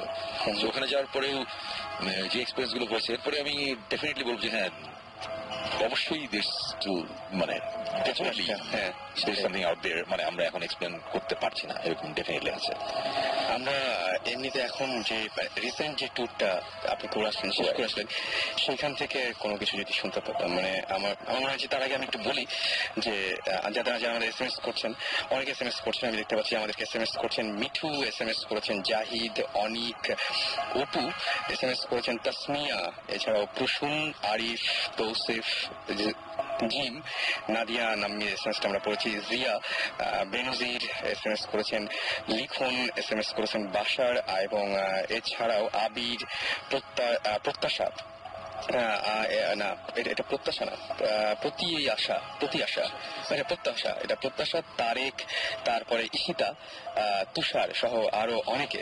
এবং আমার যেটা মনে হয় যে আপনারা সবাই SMS করছেন, যারা SMS এখনো করেননি, আমি এই SMS গুলো আমরা সবাই সেভ করে রেখে দিই, এবং এই উইকে না হলেও নেক্সট উইকে আমরা ডেফিনেটলি সেটা পড়ার চেষ্টা করি, বা এই জায়গাগুলো থেকে আমরা মেইনলি আপনাদেরকে কল করি এবং এখানে নিয়ে আসি। সো আমাদেরকে SMS করতে থাকুন, এবং SMS করার নিয়মটি হচ্ছে শাউট লিখে স্পেস দিয়ে আপনার নাম লিখে স্পেস দিয়ে আপনার মেসেজ লিখে পাঠিয়ে দেবেন 9840 নম্বরে। এবং যদি আপনি ইমেল করতে চান শোর পরে, এই ভূত FM এর পরে, তাহলে আপনি ইমেল করতে পারেন। সেই ইমেলটা হচ্ছে bhutfm@radiofurti.fm। সুতরাং আপনি ইচ্ছা করলে আপনি পাঠিয়ে দিতে পারেন। ভূত স্পেলিংটা কি? BHOOT, ভূত FM একসাথে। আমরা সুমন ভাইয়ের কিছু ঘটনায় যাই এখন, আমার মনে হয়। আর বেনজির আমাদেরকে বলেছেন যে, আমাদেরকে বলেছেন যে তিনি আমাদের শোটাকে স্টপ করে দেওয়ার জন্য একদম রিকোয়েস্ট করেছেন। তিনি বলেন যে আমার ভয় পেতাম ছোটবেলায়, বাট আপনাদের শো শোনার পর আমার আবার ভয় লাগছে।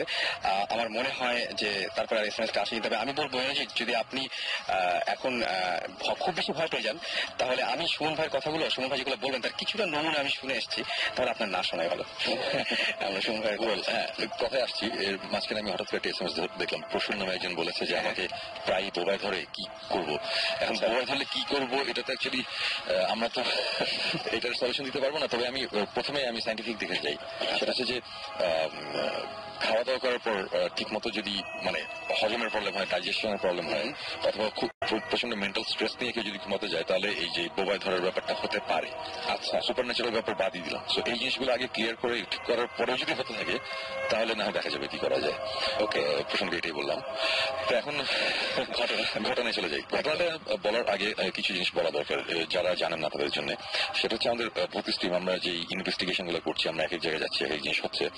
সো এগুলো করতে গিয়ে আমাদের একটা ইনভেস্টিগেশন বেশ একটু সিরিয়াস দিকে টার্ন নিয়েছে, এবং আমরা কিছু রেফারেন্স, কিছু ইনফরমেশন আমরা বাইরে থেকে পাচ্ছি, মানে দেশের বাইরে থেকে আমাদের কাছে একটা চিঠি এসেছে যে তোমরা এই জায়গায় ইনভেস্টিগেট করছো, আমরা জানি, তো এই জায়গায় এই এই জিনিসগুলো হয়েছে, আমরা জানি, এই টাইপের জিনিসপত্র। তো যেটা আমার কাছে খুব ইন্টারেস্টিং লাগছিল। সবচেয়ে মজার ব্যাপার হচ্ছে যে ইউটিউবের ঘটনাটা বলি। মজার ব্যাপার হচ্ছে যে আমরা কয়েকদিন আগে আমাদের ভৌতিস্ট অনুষ্ঠানটার একটা ট্রেলার, একটা ডেমো ট্রেলার আমরা 5 মিনিটের আমরা ইউটিউবে আপলোড করি, যেটা আমরা সবাই কথা বলছিলাম। তো এই ট্রেলারটা যখন ইউটিউবে আপলোড করা হয়েছে, তখন তো দেশের বাইরে অনেকেই দেখেছে। তো আমার পরিচিত একজন যে কিনা এটা দেখছিল, সো তার অফিসের তার এক কলিগ, সে আমেরিকান, সে ওটা দেখে সাথে সাথে বললো যে আমি তো এই ঘটনাটা জানি। ঘটনা মানে ট্রেলারের সামনে একটা নাটক ছিল, একটা ওই যে ওয়াইফটা শুয়ে থাকে আর হাজবেন্ডটা দেয়ালের মধ্যে, এই ঘটনাটা আমি জানি।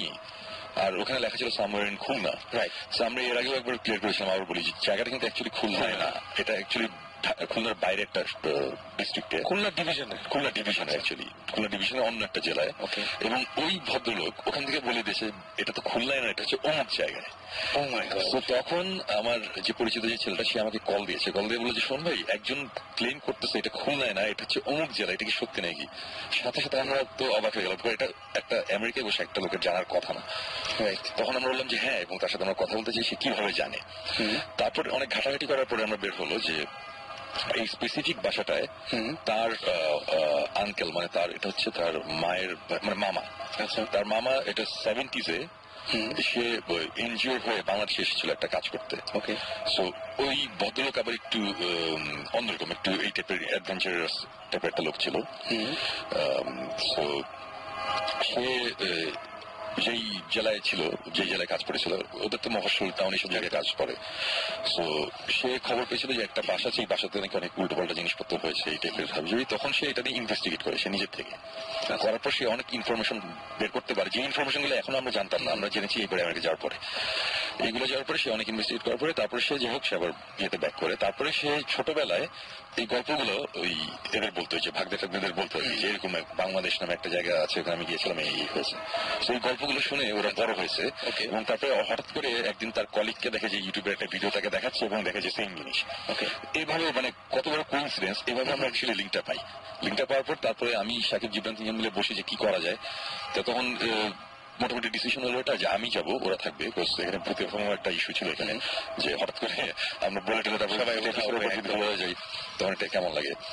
সো যাবো। এবং যেটা বলছিলাম যে অ্যাকচুয়ালি ওই সাইফাই চ্যানেলে যেটা ঘোস্ট হান্টার্স যে অনুষ্ঠানটা, এটা যেমন বাংলাদেশে দেখা হচ্ছে এক্সএন এ বোধহয়। এই ঘোস্ট হান্টার্স যে টিমটা, এই টিমটার সাথে আমাদের আগে যোগাযোগ হয়েছিল। তো এইসব ব্যাপার নিয়ে আমার ইন্টারেস্ট অনেক বেশি ছিল। সো আমরা এর আগের বার যখন গিয়েছিলাম কন্ট্যাক্ট করেছি, ইমেল করেছিলাম। তো ওদের তখন আমি আবার যোগাযোগ করে বললাম যে আমি একটা কাজে আসছি তোমাদের সাথে। আমার মনে হয়েছে যে ব্যাপারটা খুব ইন্টারেস্টিং লাগছিল, যে একটা ইন্টারন্যাশনাল একটা ব্যাপার হয়ে গেছে, মানে বাংলাদেশ, আমেরিকা, ইংল্যান্ড, মানে এইসব জায়গার মধ্যে কানেকশন একটা ঘটনা নিয়ে। তো তখন বললাম যে আচ্ছা ঠিক আছে, এরকম একটা ব্যাপার আছে, তোমাদের সাথে আমি একটু ডিসকাস করতে চাই ব্যাপারটা নিয়ে। ওরা খুব ফ্রেন্ডলি, খুব নাইস, বলো যে ইউর মোস্ট ওয়েলকাম, তুমি যে কোনো সময় আসতে পারো, কোনো অসুবিধা নাই।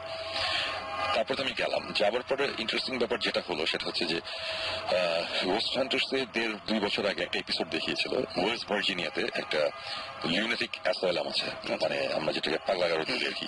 তো এটা 1850 সাল বা ওরকম কোন একটা সময় করা, অনেক পুরনো, একটা ক্যাসেল টাইপের বিশাল বড় একটা জায়গা ওয়েস্ট ভার্জিনিয়ার একটা গ্রামের দিকে। সো ওই লিউনেটিক অ্যাসাইলামের উপরে তারা একবার ইনভেস্টিগেশনের জন্য একটা এপিসোড করেছিল, ইনভেস্টিগেট করতে গিয়েছিল। এবং ওখানে অনেক কিছু হয় এবং তারা তারপরে ঘোষণা দেয় অফিসিয়ালি যে দিস প্লেস ইজ হন্টেড। এটা হচ্ছে 1.5 বছর আগে। তো ঘোস্ট হান্টার্সের একটা মজার ব্যাপার আছে, তারা মাঝে মধ্যে একই জায়গায় আবার যায়, আবার আরো ফার্দার কিছু ইনভেস্টিগেশনের কারণে। তা আমার লাকটা তো হলো, আমি যখন যাচ্ছি তখন তারা ওখানে যাওয়ার প্ল্যান। এবং ওরা তখন বললো যে আমরা একটা জায়গায় যাচ্ছি, তুমি চাইলে আমাদের সাথে জয়েন করতে পারো। সো আমি তো খুবই খুশি, মানে এই চান্সটা হারানো যায় না। সেটাই। তা ওরা ধরে নিয়েছিল যে আমরা অ্যাটলিস্ট 2 জন আসবো। তা আমি একা গিয়েছি। তখন ওরা আবার আমাদের সাথে কথা বলো, তোমরা বাংলাদেশ থেকে, হ্যাঁ তোমাদের দেখেছি, মানে ওরা আবার আমাদের সম্বন্ধে খোঁজ খবর নেয় ঠিকই। ইউটিউবে তারাও ট্রেলার দেখছে, তারা খুব ইমপ্রেসড। মানে আমি খুব খুশি ছিলাম, মানে আমি এত এক্সাইটেড ছিলাম। আমি কল দিয়ে সাকিব জিবরান বলেছি, ওরা ভূতের নাম জানে, ওরা আমাদের ট্রেলার দেখছে, এই হাবি জাবি এগুলো নিয়ে। তো এনিওয়েজ তারপরে আমার ওখানে আমার একটা ছোট ভাই ছিল ক্লোজ ফ্রেন্ড। তো ওকে বললাম যে এরকম 2 জন যেতে পারবে, তুমি চাইলে আমার সাথে যেতে পারো। তখন বললো যে ঠিক আছে। আর আরেকটা কারণ ছিল ওর গাড়ি আছে, আমি ভার্জিনিয়াতে যাবো। ছোট ভাই কিনে ভার্জিনিয়া না, তমালের সাথে খুব ভালো কথা। তো ভার্জিনিয়া থেকে তমাল যে আর্টসেলের অরিজিনাল ড্রামার। আচ্ছা, আর্টসেলের প্রথম সাজু আসার আগে যে ড্রামার ছিল, তান্ত্রিক নামে ছিল তখন, ওই ড্রামার সে এখন ভার্জিনিয়াতে থাকে, তার খুব ভালো একটা ব্যান্ডও আছে, আইরিস ডিভাইন। এনিওয়েজ পরে আমি আর পুরো ভার্জিনিয়া থেকে ভার্জিনিয়া রাইড, মানে রোড ট্রিপ আমরা গেলাম। যাওয়ার পরে প্রথমে যখন ওই ক্যাসেট, মানে ওই অ্যাসাইলামটাতে ঢুকছি, বাই দ্য ওয়ে 1850 কততে এই অ্যাসাইলামটা হয়েছিল। এটা অনেক বছর হয়ে গেছে বন্ধ হওয়ার কারণ হচ্ছে ওখানে 200-এর উপরে মানুষ মারা গেছে, শোনা কথা আর কি।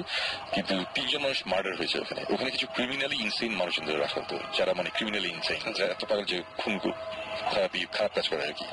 সেরকম একজন 2টা মানুষকে মেরে ফেলছিল, আরো অনেক কাহিনী হয়েছে আর কি। তারপরে এটা একটা সময় বন্ধ করে দেওয়া হয়, কারণ এখানে অনেক উল্টাপাল্টা জিনিস হয়, মানুষজন এখানে যায় না। এটা পুরো অ্যাবান্ডেন্ড একটা প্লেস। এবং অ্যাসাইলামটা বিশাল, মানে বলতে আমি বলবো এত বড়, মানে বিশাল, মানে সংসদ ভবনে মানে হ্যাঁ এক্স্যাক্টলি ওই ধরনের ক্যাসেল টাইপের একটা জিনিস। মানে প্যাসেজ গুলো বিশাল লম্বা, মানে প্যাসেজের এক সাইড থেকে দাঁড়ালে একটা লাস্ট মাথায় দেখা যায় না, এত দূরে, আর এমনি অন্ধকার আরো তো দেখা যায় না। সো হিউজ 4 তলা একটা বিল্ডিং। তো ওখানে গেলাম, যাবার পরে ওইটা দেখেই তমাল যে আমার সাথে গেছিল সেগুলো সময় ভাই খবর আছে কিন্তু এটা কিন্তু দেখতেই কেমন লাগতেছে দেখেন। বললাম যে হ্যাঁ খুব ইন্টারেস্টিং হবে এটা, জোস। যাই হোক আমরা গেলাম, যাওয়ার পরে এখানে আছি আমরা 2 দিন ছিলাম, 2 রাত ছিলাম এখানে। সো ওয়েস্টার্ন ওরা খুবই ফ্রেন্ডলি। ওখানে ট্যাঙ্গো ছিল, স্টিভ ছিল, এমি ছিল, এরা সবাই ছিল। তো ওদের সাথে মানে কথাবার্তা হলো, আমরা 2টা টিমে ভাগ হলাম, হওয়ার পরে আমরা এদিক সেদিক যাচ্ছি, 1 তলা 2 তলা 3 তলা 4 তলা। সো ফার্স্ট ফ্লোরে যখন গেলাম, ফার্স্ট ফ্লোরে আবার বিল্ডিং কিন্তু কয়েকটা, একটা বিল্ডিং না 3টে বিল্ডিং মিলে মানে এটা মানে পুরো ইউনিভার্সিটি ক্যাম্পাসের মতো একটা ব্যাপার আর কি। হ্যাঁ কিন্তু অ্যাবান্ডেন্ট এবং পুরা ময়লা ভাঙাচোরা, কোনো ইলেকট্রিসিটি নাই। ইভেন এরকম কিছু প্লেস আছে যেখানে যাওয়া যায় না, ওখানে আটকানো, ওখানে কি দেয়াল টেল ভেঙে পড়তে পারে, মানে রিস্ক ফ্যাক্টর আছে অনেক আগের আর কি। হ্যাঁ 1850 অনেক আগে, কত আগে। সো ফার্স্ট ফ্লোরে আমরা এই বিল্ডিং এ ঘুরলাম, এই বিল্ডিং এ ঘুরলাম, তেমন খুব ইন্টারেস্টিং কিছু লাগছে না আমার কাছে। খুব প্রথম দিকে খুব বোরিং লাগছিল, যে আমার কাছে তখন একটা ইন্টারেস্টিং ব্যাপার যে ভয়েস সাথে ঘুরতেছি, মজা লাগছে, এইটি ছিল একটা ব্যাপার। করতে করতে একটা রুমে গেলাম, একটা রুমে গিয়ে একটুখানি মানে একটা উইয়ার্ড একটা ফিলিং হচ্ছিল যে সামথিং ইজ রং এরকম একটা ব্যাপার। তারপরে আবার চিন্তা করলাম যে আসলে এগুলো তো আমরা মানে আগে প্ল্যান মানে চিন্তা করে এসেছি একটা কিছু রং থাকবে, সেটাই যেই কারণে হয়তো হচ্ছে, এটা হয়তো সিরিয়াস কিছু না। তো ফার্স্ট ফ্লোরের ব্যাপারটা অতটা পাত্তা দিয়ে নেই। এরপরে গেলাম সেকেন্ড ফ্লোরে। ওকে, সেকেন্ড ফ্লোরে যাওয়ার পরে ওখানে ঘোরাঘুরি করছি। সেকেন্ড ফ্লোর খুব বোরিং হচ্ছে আমার কাছে, মানে এতই বোরিং যে একটা বড় একটা বিশাল বারান্দা ছিল, আমি বারান্দা থেকে আমি সিগারেট খাচ্ছি, যেহেতু রেগুলার করে কি হবে এটা আর কি। এই করতে করতে হঠাৎ করে ট্যাঙ্গো একজন আছে, ওই যে আগে এক সময় ম্যাজিশিয়ান ছিল, এখন ঘোষ টান্টিং করে, খুব মজার পাবলিক। তো ট্যাঙ্গো এসে বলতেছে তুমি কি লিলির রুমে গেছো? আমি বললাম যে লিলির রুম এটা কি? তখন বললো যে আচ্ছা তোমাকে এটা বলা হয় নাই, লিলি নামে একটা মেয়ে এইখানে এই অ্যাসালামে ছিল, তার মেন্টালি ইয়ে ছিল আর কি। তো ও একটা রুমে থাকতো, তারপরে লিলির যখন 9 বছর বয়স সে ওখানেই মারা যায়। আচ্ছা, 9 বছর বয়সে। এবং তারপর থেকে অনেকেই লিলির রুমে নাকি ইউজুয়ালি মেয়েরা গেলে, মহিলারা বা বাচ্চা মেয়েরা গেলে নাকি লিলিকে মাঝে মধ্যে দেখে, লিলি নাকি ওখানে খেলে, বল আছে ওখানে, পুতুল টুতুল নড়াচড়া হয়। অনেকে নাকি দেখেছে একটা মেয়ে, একটা বাচ্চা একটা মেয়ে হাঁটাহাঁটি করছে। খুবই ইন্টারেস্টিং জায়গা, এবং ওখানে নাকি খুবই মানে প্রায় নাকি উল্টাপাল্টা জিনিসপত্র হয়। লাস্ট টাইম নাকি হয়েছিল, ওই এপিসোডটা আমি দেখিনি, তো আমি জানতাম না। তা আমি বললাম যে না এটা তো হয়, এটা তো শুনি নেই, তাহলে এখানে যাবো। তো এটা কোথায়? এটা আবার 1 তলায়। তো 2 তলা থেকে তখন আমরা 1 তলায় নামছি, এবং সিঁড়িগুলো খুব মানে সিঁড়িগুলো দেখলেই মনে হয় কি যে আমি এটা কোথায় আসছি, মানে কেমন জানি মানে উইয়ার্ড লাগে আর কি, মুভি সেটের মতো। হ্যাঁ মানে হরর, হ্যাঁ আসলে এক্স্যাক্টলি হরর মুভি সেট। আমি এগুলো সাকিব একদিন বলছিলাম যে মানে কোন একটা হরর মুভি শুট করতে গেলে কোনো স্টেজ বানাতে হবে না, ওখানে গেলেই চলবে, এটা এত ইন্টারেস্টিং একটা জায়গা। আচ্ছা, তা 1 তলায় নামছি, গিয়ে রুমের মধ্যে গেলাম। ওকে, আমার ঘোষণাটার সাথে প্রথম সবচেয়ে ইন্টারেস্টিং এক্সপিরিয়েন্স বলি। রুমের মধ্যে আমরা বিশাল বড় একটা রুমের মধ্যে একটা ছোট একটা বক্সের মতন রাখা, সিন্দুক টাইপের একটা বক্স, ওখানে কিছু পুতুল টুতুল রাখা, কিছু বলটল রাখা, এগুলো এখনো রয়ে গেছে ওখানে ওরকম ভাবে রাখা। তা এই বলটল এগুলো পুরান হয়ে গেলে বা কিছু হইলে তখন তারা আবার নাকি নতুন বলটল কিনে এনে আবার এখানে রেখে দেয়। আচ্ছা, লিলির জন্য অনেকে নাকি দিয়ে যায় বলটল, এগুলো ওখানে অনেকে অনেক কিছু বিশ্বাস করে। সো ওরা কিনে টেনে রেখে যায়। সো অনেক খেলনা এখানে। রুমটার মধ্যে কোনো মানে পুরো বিল্ডিং এ কোনো ইলেকট্রিসিটি নাই, সবকিছু বন্ধ। তা আমরা রুমটা বিশাল বড় একটা রুম, আমরা বসে আছি। আমরা তখন যেটা করলাম যে আমরা ওইখানে ছিলাম 5 জন 5 কোনায় বসলাম, মানে গোল করে আমরা বসলাম, মাঝখানে বিশাল বড় ফাঁকা জায়গা, মাটিতে বসে পড়লাম। বসে একটা বল নিয়ে সে বসে বসে ঠেলা দেয় আর কি, মানে আমি এখান থেকে একটা বলটা আছে, আমি তোমাকে দিচ্ছি, আমার মাটিতে বসা, বলটা গড়ি গড়ি তোমার দিকে যাচ্ছে, তোমাকে যাওয়ার পর তুমি মনে করে দিলা সাকিব তোমার লেফট সাইডে, তুমি আবার বলটা গড়ি গড়ি লেফটে গেল, এইভাবে আসতেছে যেতেছে ক্রিস ক্রস খেলা হচ্ছে আর কি। এগুলো হচ্ছে। আর এর মধ্যে ওই এমি যে মেয়েটা, এমি গোস্টান্টার্সের, সে হঠাৎ করে কথা বলা শুরু করলো। সে বললো কি যে লিলি তুমি যদি এখানে থাকো, মানে ওর কথাবার্তা ছিল, তুমি যদি এখানে থাকো কাম জয়েন আস, আমাদের সাথে খেলো। আমি বলছি কি ব্যাপার, ডিরেক্ট লিলি লিলা ডাকতেছে, কি আসবে নাকি, মামার বাড়ি নাকি এটা, যে বললাম আসো খেলো, সে খেলবে। তা তখনও আমি কিন্তু বিরক্ত, আমি মনে মনে বলতেছি যে আচ্ছা গোস্টান্টার্সের সাথে ছবিটা, তখন নিশ্চয়ই মনে হচ্ছে যে অনেক বেশি কিছু আমরা দেখেছি। হ্যাঁ, আমরা 1.5 বছর অনেক ছোটখাটো অনেক জিনিস মিস করতেছে। সন্ধ্যায় গিয়েই প্রথমে আমাদের যেটা গতকালকে সময় ফ্রেশ যে গল্প বলছিল যে 1 তলা প্রথমে প্রচন্ড বোরিং লাগছে সন্ধ্যায়, 2 তলায় গিয়ে দেখছে এটা আরো বোরিং। তখন সন্ধ্যায় কোথাও বলছে দূর এখানে কিছু নাই, ওরা অবস্থা যে মানে শোনার বলছে হ্যাঁ নাই মানে হাউ ডু ইউ নো তোর কোনো পাওয়ার টাওয়ার আছে নাকি? তোমার কি কোনো সুপার পাওয়ার বলে না? সুপার পাওয়ার নাই, বাট আমি অ্যাটলিস্ট বুঝতে পারি কোথাও যদি কোনো রকম ইমব্যালেন্স থাকে কোনো কিছুতে, আমি এটা বুঝতে পারি। ওরা আবার এটা থেকে খুশি, মানে এই টাইপের জিনিসপত্র। মানে আমি বলতেছি কি ব্যাপার, আমরা না আসছি গোসল ড্রেসের কাছে, গোসল ড্রেস তো আমাদের কাছে আসে না, এটা কেন মানে ইয়ে লাগছিল আর কি। এনিওয়েজ, ঘটনা যেটা সেটা হচ্ছে যে ফার্স্ট এনকাউন্টার আমরা খেলছি, মানে বল নিয়ে খেলা আর কি, ফিল্ডে মানে গড়ি গড়ি বলটা তোমার দিকে পাঠালো, একদম আসে যাচ্ছে। এক সময় ওই সাথে থেকে কে বলটা মেরেছিল আমার ঠিক মনে নেই, এক সময় একজনের নাম বলতেছি, বাট কেউ একজন বলটা মারছে আমার কাছে। সো বলটা সে আমার দিকে আসছে, হ্যাঁ সোজা গড়ি গড়ি সোজা বলটা আসছে। হাফ ওয়েতে মানে বলটা ঠিক রুমের মাঝামাঝি আসার পরে, হাফ ওয়েতে আসার পরে সাথে সাথে বলটা ডান দিকে টান দেয়। আচ্ছা, মানে হাফ ওয়ে আসার পর বলটা ডান দিকে যাওয়া শুরু করলো, একেবারে আমার চোখের সামনে জিনিসটা। মানে আমি হঠাৎ করে বললাম যে হোয়াট দ্য হেল, মানে এটা কি হচ্ছে? বলটা তো সোজা, মানে ফিজিক্স তো বলে সোজা বলটা আমার দিকে আসবে একদম, এবং এখানে কোনো ঢালু জায়গা নাই, কিছু নাই, স্লোপের মতো কিছু নাই, নর্থ যে খোলা জায়গায় আমরা মাঠের মধ্যে খেলছি, বাতাস, সেটা একটা বন্ধ একটা ঘরের মধ্যে। স্লোপ থাকলে বল আস্তে আস্তে মানে একটা স্লো কারো ওই স্লোপ টোপের এক্সপ্লেনেশন এগুলো তো মনে মনে কয়েক মাইক্রো সেকেন্ডে চিন্তা করছি, করার পরে আমি বুঝছি এটা কি হচ্ছে। বলটা ডান দিকে যাওয়া শুরু করলো, এবং বলটা ডান দিকে যেতে যেতে অনেক দূর চলে গেল, বলটা পুরো রুমের লাস্ট মাথায় চলে গেল, এবং বিলিভ মি লাস্ট মাথায় গিয়ে বলটা থেমে গেল, থেমে আবার বলটা ব্যাক করা শুরু করলো। মানে এক সেকেন্ডের জন্য থেমেই বলটা আবার ব্যাক করে আবার আসছে, আস্তে আস্তে ঠিক যেখানে সে টার্নটা করেছে ওই জায়গাটা ক্রস করলো, ক্রস করতে করতে বলটা কিন্তু আমার ডান দিকে গিয়েছে সময়, হ্যাঁ মানে যে মেরেছিল তার লেফটে, আমার ডানে। আমার ডান থেকে বলটা যেতে যেতে আমার চোখের সামনে দেখলাম আমাকে ক্রস করলো, করতে করতে বাম দিকে চলে গেল। বাম দিকে আরো সে কত 10 ফিটের মতন গেল।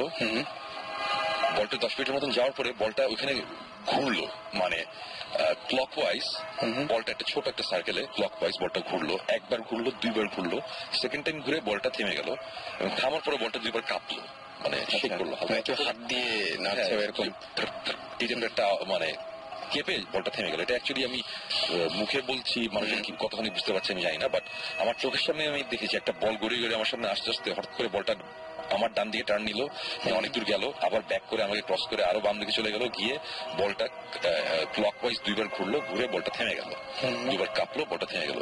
এবং এই জিনিসটা দেখার পরে, এবং তখন দেখলাম কি যে ঘোষণা ওরা খুব খুশি, অ্যাজ ইফ মানে লিলি আসছে খেলতে, ওরকম মজা, মানে এটাই তো হওয়ার কথা। আর আমি বলছি হোয়াট দ্য হেল, এটা কি হচ্ছে? এই জিনিস তো হওয়ার কথা না, এটা কেন হবে? একটা রুমের মধ্যে এটা হবে কেন? আমি অনেকক্ষণ ধরে বসে আছি, ওরা খুব খুশি, কিছুক্ষণ থাকলো, এটাই, তারপর আর কিছু হয় নাই, ওরা উঠে চলে গেল। ওরা উঠে চলে যাচ্ছে, তখন আমার সাথে তখন ছিল সে বলে যে সঙ্গে চলেন, আমি বললাম যে না আমি যাবো না, আমি একটুক্ষণ আসি। আমার একটু সন্দেহ হচ্ছে, মানে আমি বিশ্বাস করতে পারছি না যে আমার চোখের সামনে এই টাইপের জিনিসপত্র, আর ওরা হাসতে খেলতে খেলতে চলে গেল, এটা কিভাবে পসিবল?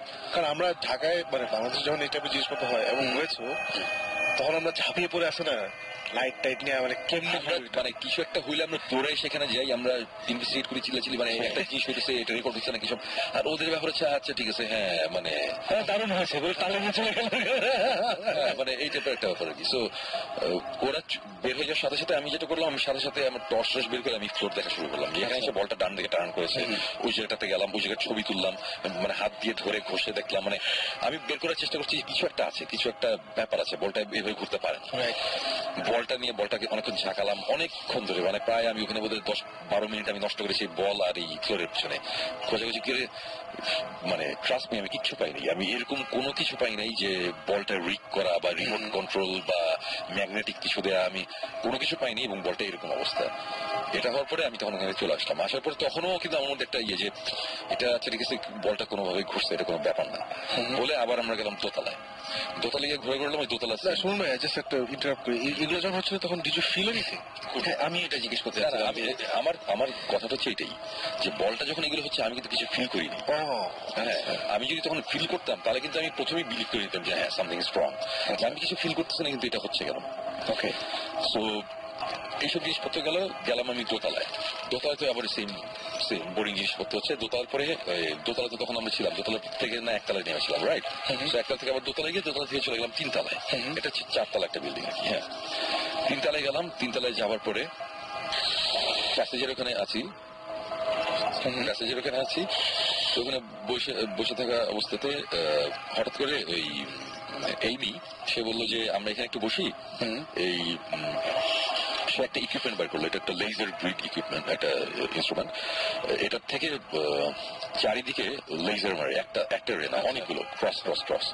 সো পুরো রুমটা একটা ক্রস, একটা লেজার শেপ হয়ে গেল আর কি। গ্রিড হয়ে যায়, গ্রিড হয়ে যায়, একটা লেজার একটা গ্রিড হয়ে যায়, এটা অনেক দূর পর্যন্ত যায়। প্যাসেজটা তো অনেক লম্বা, পুরো প্যাসেজ লেজার গ্রিড। ওরকম একটা অবস্থা থাকার সময় তখন আমাকে আবার বলতেছে যে এটা হচ্ছে লেজার গ্রিড, এটা নতুন একটা জিনিস, এটা আমরা গোস্ট হান্টার সিজনিং ইউজ করছি। এবং সে বললো যে এটা তোমাদের এটা দরকার, তোমার একটা দিব। বাই দ্য ওয়ে এই জিনিসটা আমাকে তারা দিয়েছে পরে গোস্ট হান্টার থেকে, আমরা নিয়েছি। এনিওয়েজ এটা আমরা সো এটা আমরা নেক্সট ডে ইউজ করবো মানে ইনভেস্টিগেশন। এনিওয়েজ লেজার গ্রিডটা দিল, দেওয়ার পর বললো যে এই লেজার গ্রিডটা দেওয়ার কারণ হচ্ছে সব দেয়ালে লেজার মারা এখন, রাইট? সো এর মাঝখানে দিয়ে কেউ যদি হেঁটে যায় তাহলে কিন্তু লেজারটা দেয়ালে পড়বে না, ওর গায়ে পড়বে। সো যখন দেয়ালে পড়ছে 10 ফিট দূরে, আর যখন 1 ফিট সামনে গায়ে পড়ছে, লেজারের লাইনটা কিন্তু সরে যাবে। সো আমরা যদি লাইনের দিকে খুব টাকা দিয়ে কখনো যদি লাইন একটু সরছে, তেমন কিছু একটা যাচ্ছে, মানে মেটাল সলিড কোনো মানে সলিড কোনো একটা কিছু যাচ্ছে। আর যদি হাফ সলিড হাফ একটা কিছু যায়, তখন জিনিসটা কাঁপে। ধোঁয়াটা ছাড়লে, একটা লেজারের মধ্যে যদি আমরা ধোঁয়া দিই, তখন যদি ধোঁয়াটা কাঁপতে কাঁপে। সো এই জিনিসটা হয়। সো প্রথমে তারা এটা করলো, করার পরে তারা দুইটা ইয়ে দিল, টর্চ লাইট রাখলো ওখানে। দুটা টর্চ লাইট সোজাসুজি, ওই টর্চ লাইটের মুখটা হচ্ছে সিলিং এর দিকে ফেস করে। আপনি একটু পিছন থেকে আসেন, আপনি আমাদের কিন্তু কালকে বলছিলেন যে একই সাইজ হয়ে গেছিলেন। না না, ওইটা তুমি ভুল বলছো, চাপতে। ও আচ্ছা, সরি আমি ভুলে গেছি। সো ওরকম লেজার রাখা। তো দুইটা কি বলে টর্চ লাইট তারা মাটির মধ্যে রাখলো লম্বলম্বি, মানে টর্চ লাইটের মুখটা হচ্ছে মানে আলোটা হচ্ছে আলোটা বের হবে, সেটা হচ্ছে সিলিং এ, মানে সিলিং এ ফোকাসটা পড়বে, এইভাবে দুটো টর্চ লাইট পাশাপাশি রাখলো। আমি বললাম যে এখন কি করতেছো এটা? তখন বললো যে এই লেজার গ্রিড এর মাঝখানে টর্চ লাইট। সো আমরা এখন স্পিরিটদের কনভিন্স করার চেষ্টা করবো তারা যাতে এই টর্চ লাইট গুলো অন করে, আরো কিছু জিনিসপত্র রাখছে আর কি, যে এগুলো যাতে অন অফ করে, কিছু একটা করে। এবং এটা করার সময় আমরা লেজার গ্রিডে আমরা কিছু ধরা পড়ে নাকি ওটা দেখবো আর কি। আমি বললাম যে আচ্ছা ঠিক আছে ফাইন। আমি মনে মনে বলি ইয়ার রাইট, তোমরা বললে আর এসে টর্চ লাইট জ্বালাই দিলে তোমার চা করতো। মানে তো মানে ওই বলের ব্যাপারটা তো ওই যেটা হয় আর কি, যে কিছু ফিল যদি আমি করতে না পারি, আমি জিনিসটা বিলিভ করতে চাই না। আমি এখন কিছু ফিল করতে পারতেছি না, সো আমি বলছি আচ্ছা ঠিক আছে ফাইন। তোরা রাখলো, রাখার সাথে সাথে তখন আমার বলে তোমার একটা টর্চ লাইট আছে না? আমি বললাম হ্যাঁ আমার একটা টর্চ আছে, ম্যাক লাইট। বলে এটা দাও, বলে ওইটা দিলাম, ওইটা তার পাশে রাখলো, পাশাপাশি 3টা টর্চ লাইট খাড়া করে রাখলো। তারা টর্চ লাইট 3টা রেখা বসলো, বসে তারপরে এই গল্প করা শুরু করলো। মানে সে মাঝে মধ্যে কথা বলে যে তোমরা যদি এখানে কেউ থাকো, আমাদের কথা যদি শোনো, তাহলে তোমরা এখানে আসো, যে টর্চ লাইট রাখা আছে, লেজার লাইট রাখা আছে, তোমরা একটা কিছু নাড়াও, একটা কিছু করো, সো দ্যাট আমরা বুঝতে পারি যে তোমরা এখানে আছো। এবং তারপরে আমরা এই কথা বলেছি, উই মিন নো হার্ম, মানে আমরা তোমাদের কোনো ক্ষতি করতে আসি নাই, আমরা তোমার ফ্রেন্ড, তোমরা আসো। মানে আমি বলছি যে আমরা যখন এখানে করি, আমরা উল্টা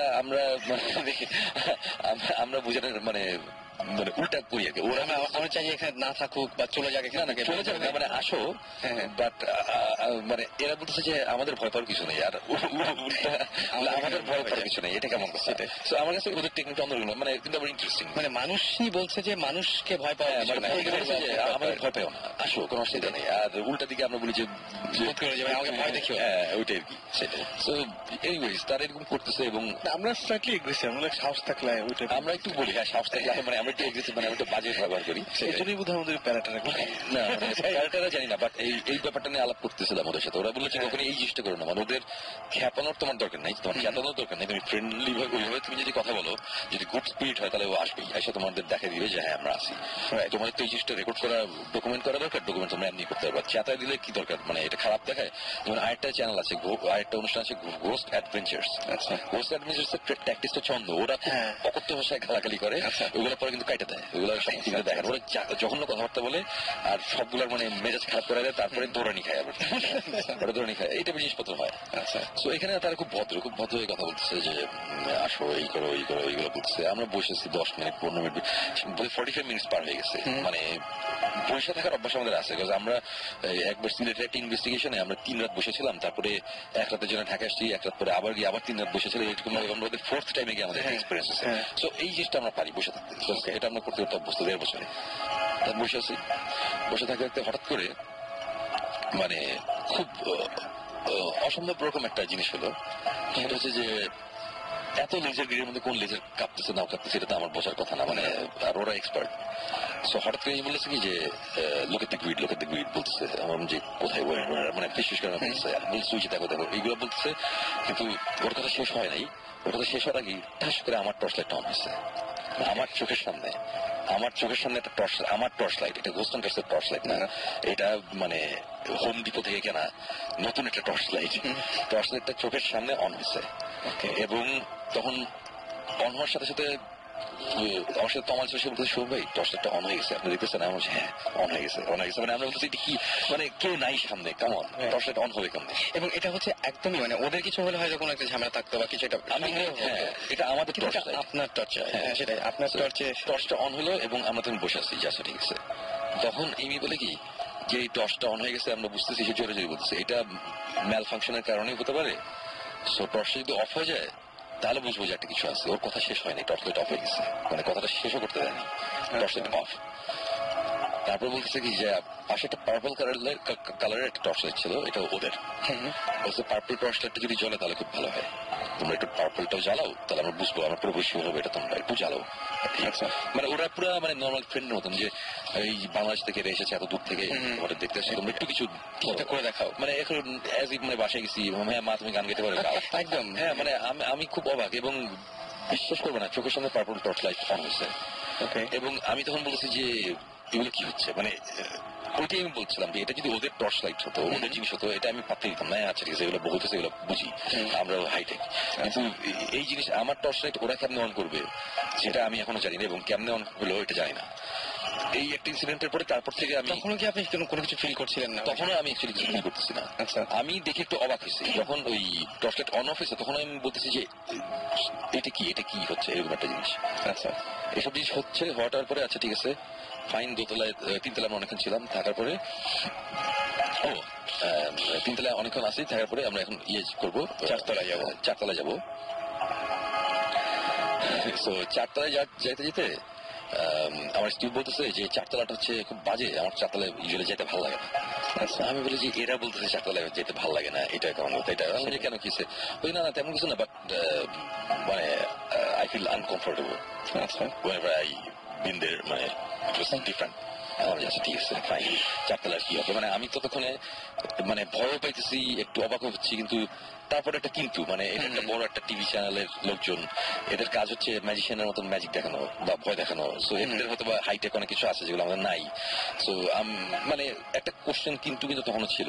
ওকে, but the minute I stepped into it, মানে 4 তলার আমি ফ্লোরে পাটা দিলাম, পাটা দেওয়ার সাথে সাথে আমি বুঝলাম যে something is very wrong here. এবার আপনি ফিল করছেন? এবার আমি ফিল মানে আমি এতটুকু বলবো যে আমি লাইফে অনেক জায়গায় গেছি, অনেক এক্সপিরিয়েন্স হয়েছে। এই যে একটু আগে বলছিলাম তাছাড়া থেকে শ্মশানঘাটে গেছিলাম। সো অনেকভাবে ভয় পেয়েছি বা অনেক সময় মনে হয়েছে যে অনেক কিছু আছে এখানে, এইটাই আমরা একটা খুলনা ডিভিশনে যে বাসে, ওই বাসে আমরা গিয়ে অনেক এক্সপিরিয়েন্স হয়েছে। বাট সবকিছুতেই যাওয়ার পরে সাথে সাথে না, মানে একটু বা একটু কেমন জানি অস্বস্তি লাগতে থাকে, তারপর আস্তে আস্তে বাড়তে থাকে।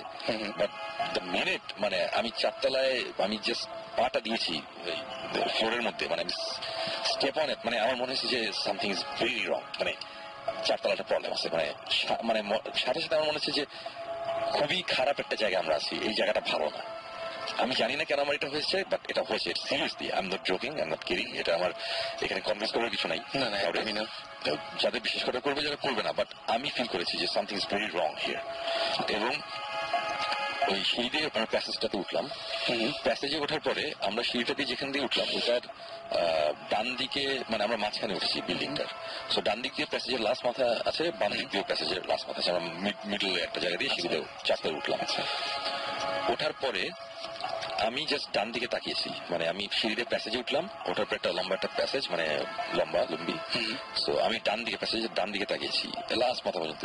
তাকানোর সাথে সাথে মানে মাঝখানে না কিছু কি বলবো দরজা আছে, মাঝখানে বেশ কিছু লোহার দরজা, মাঝখানে দরজার ফাঁক দিয়ে আবার একটা ছোট জানালা, ওই সাইডটা দেখা যায় আর কি, ওই সাইডে কি দেখা যায়। তো এই 4 তলাটাতে, আচ্ছা 4 তলার আর কিছু কাহিনী আছে। এই আসলে আমি ক্রিমিনালি ইনসেন্ট কিছু লোকজনদের রাখা হতো, যারা এত বেশি ইনসেন্ট তার ক্রিমিনাল অ্যাক্টিভিটিস, মানে মানুষজন মারতো, এই করতো, ক্ষতি করতো।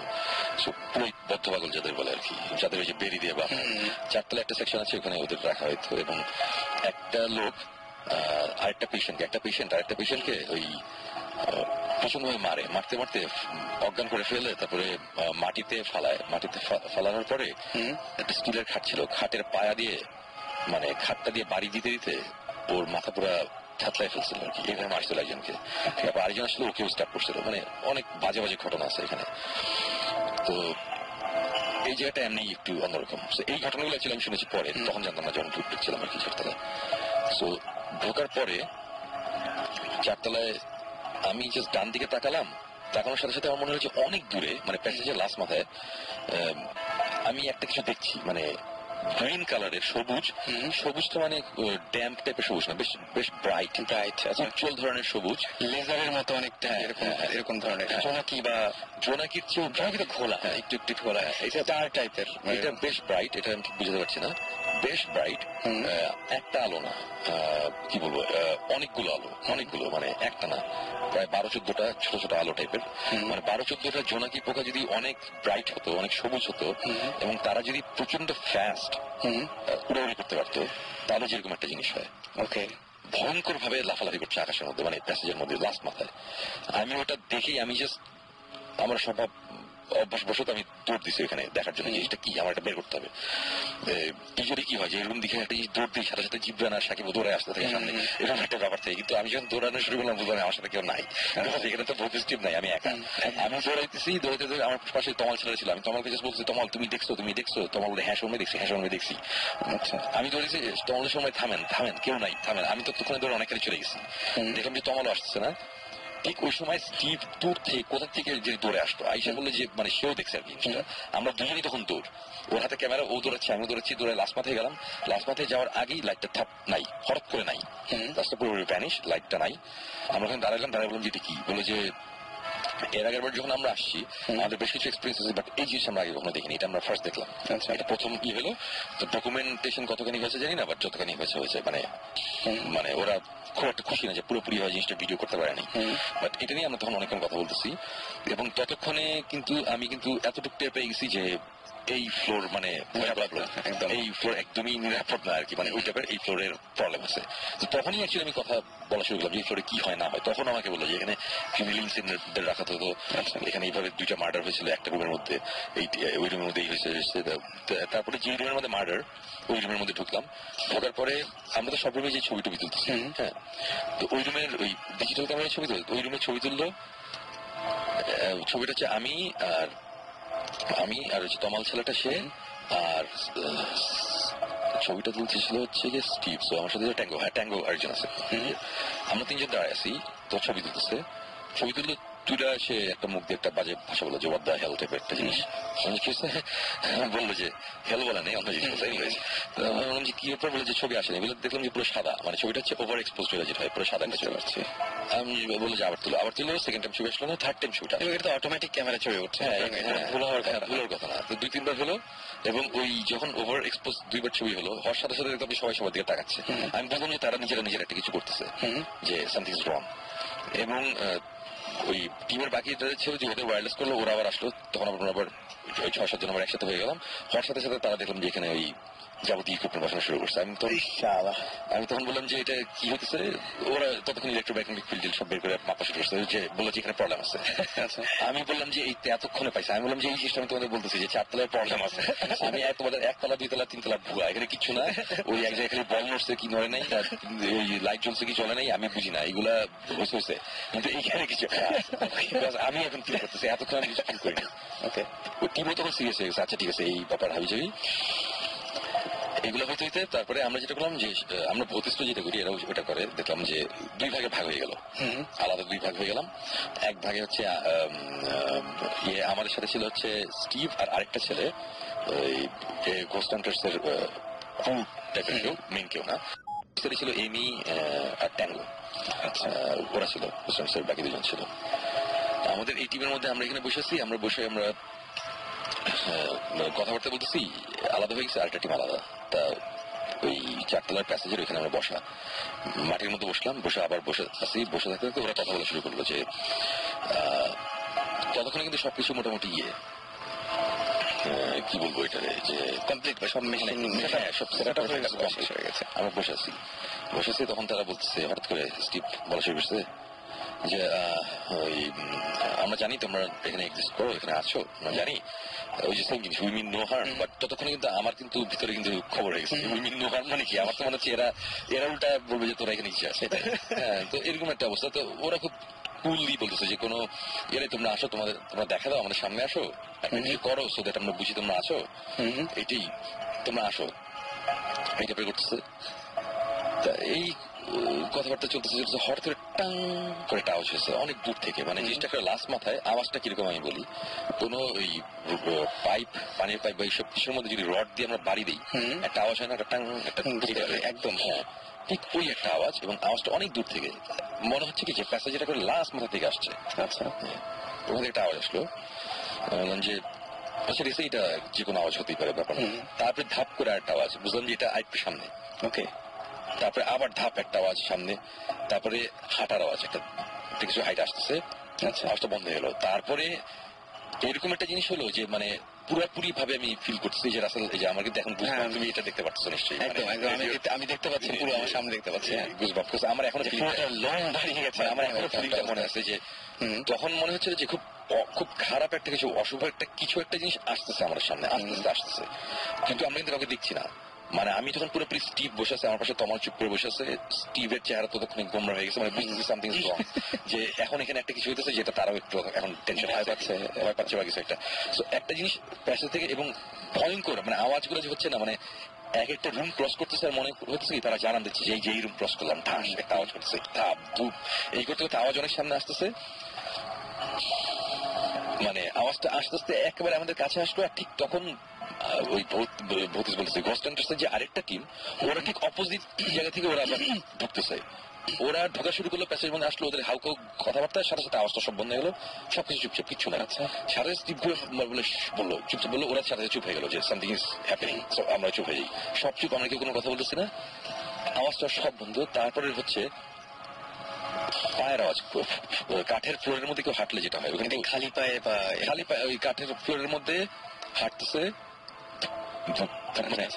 কেউ একজন হাইটে আসতেছে আমার সামনে, একেবারে সামনে আসতেছে মনে হচ্ছে। এবং একটা সময় মানে এরকম একটা ফিলিং হলো যে কেউ একজন হাঁটতে হাঁটতে আমাদের সামনে দিয়ে, আমাদের মাঝখানে প্যাসেজের জায়গাটা সামনে দিয়ে এসে, তুমি যদি হাইটে যাও আমরা বুঝবো না যে একজন হাঁটতেছে, পায়ের আওয়াজটা দূর থেকে আস্তে আস্তে সামনে আসলো, সে 10 ফিট দূর থেকে শুরু হলো, আমাদের ক্রস করলো, মনে হলো কি আমাদের পাশ দিয়ে কেউ হাইটে যাচ্ছে, মানে কেউ কাউকে দেখতেছি না, বোঝা যাচ্ছিল, মানে পুরো বুঝতেছি কেউ হাঁটতেছে, মানে একদম চোখে কিছু দেখতে পাচ্ছি না। এবং ওই সময় আমি সবাইকে দেখতেছি, সবাই স্টিফ, মানে পুরো মূর্তির মতো দাঁড়ায় আছে, কেউ কোনো শব্দ করছে না। আমি বললাম যে আমাদেরও এইভাবে থাকতে হবে, কিছু করা যাবে না এখন, যে আমাদের ক্রস করতে করতে আওয়াজটা আস্তে আস্তে পিছনে যাচ্ছে, আস্তে আস্তে প্যাসেজের দূরে চলে গেল, মানে মিলে গেল। আচ্ছা, মিলাই গেল, সব চুপ। হঠাৎ করে দেখলাম যে সবাই বলে যে হ্যাঁ, একজন বলে ডিড ইউ গেট ইট, বলে হ্যাঁ গট ইট, এই টাইপের সবকিছু, মানে সবাই রেকর্ড করছে নাকি ইকুইপমেন্ট, মানে ওরা তো আছে ওদের চিন্তা নিয়ে, তো ওরা খুব স্যাটিসফাইড, হ্যাঁ পাইছে। দেয়াল, আমার পাশে তমাল, বাম দিকে তার পিছনে হচ্ছে দেয়ালের মতন, আর আমার ডান সাইডে আছে হচ্ছে গিয়ে, বাম সাইডে তমাল, ডান সাইডে হচ্ছে দরজা, আর আমাদের সাথে কেউ নেই, আর আমাদের সামনে 3-4 জন ওরা দাঁড়া আছে। আমরা কথা বলছি, হঠাৎ করে তমাল আমাকে বলে, ফিস করে বলে যে শুনুন ভাই, আমি কি আপনি কি আমার ঘাড়ে হাত চাচ্ছিলেন?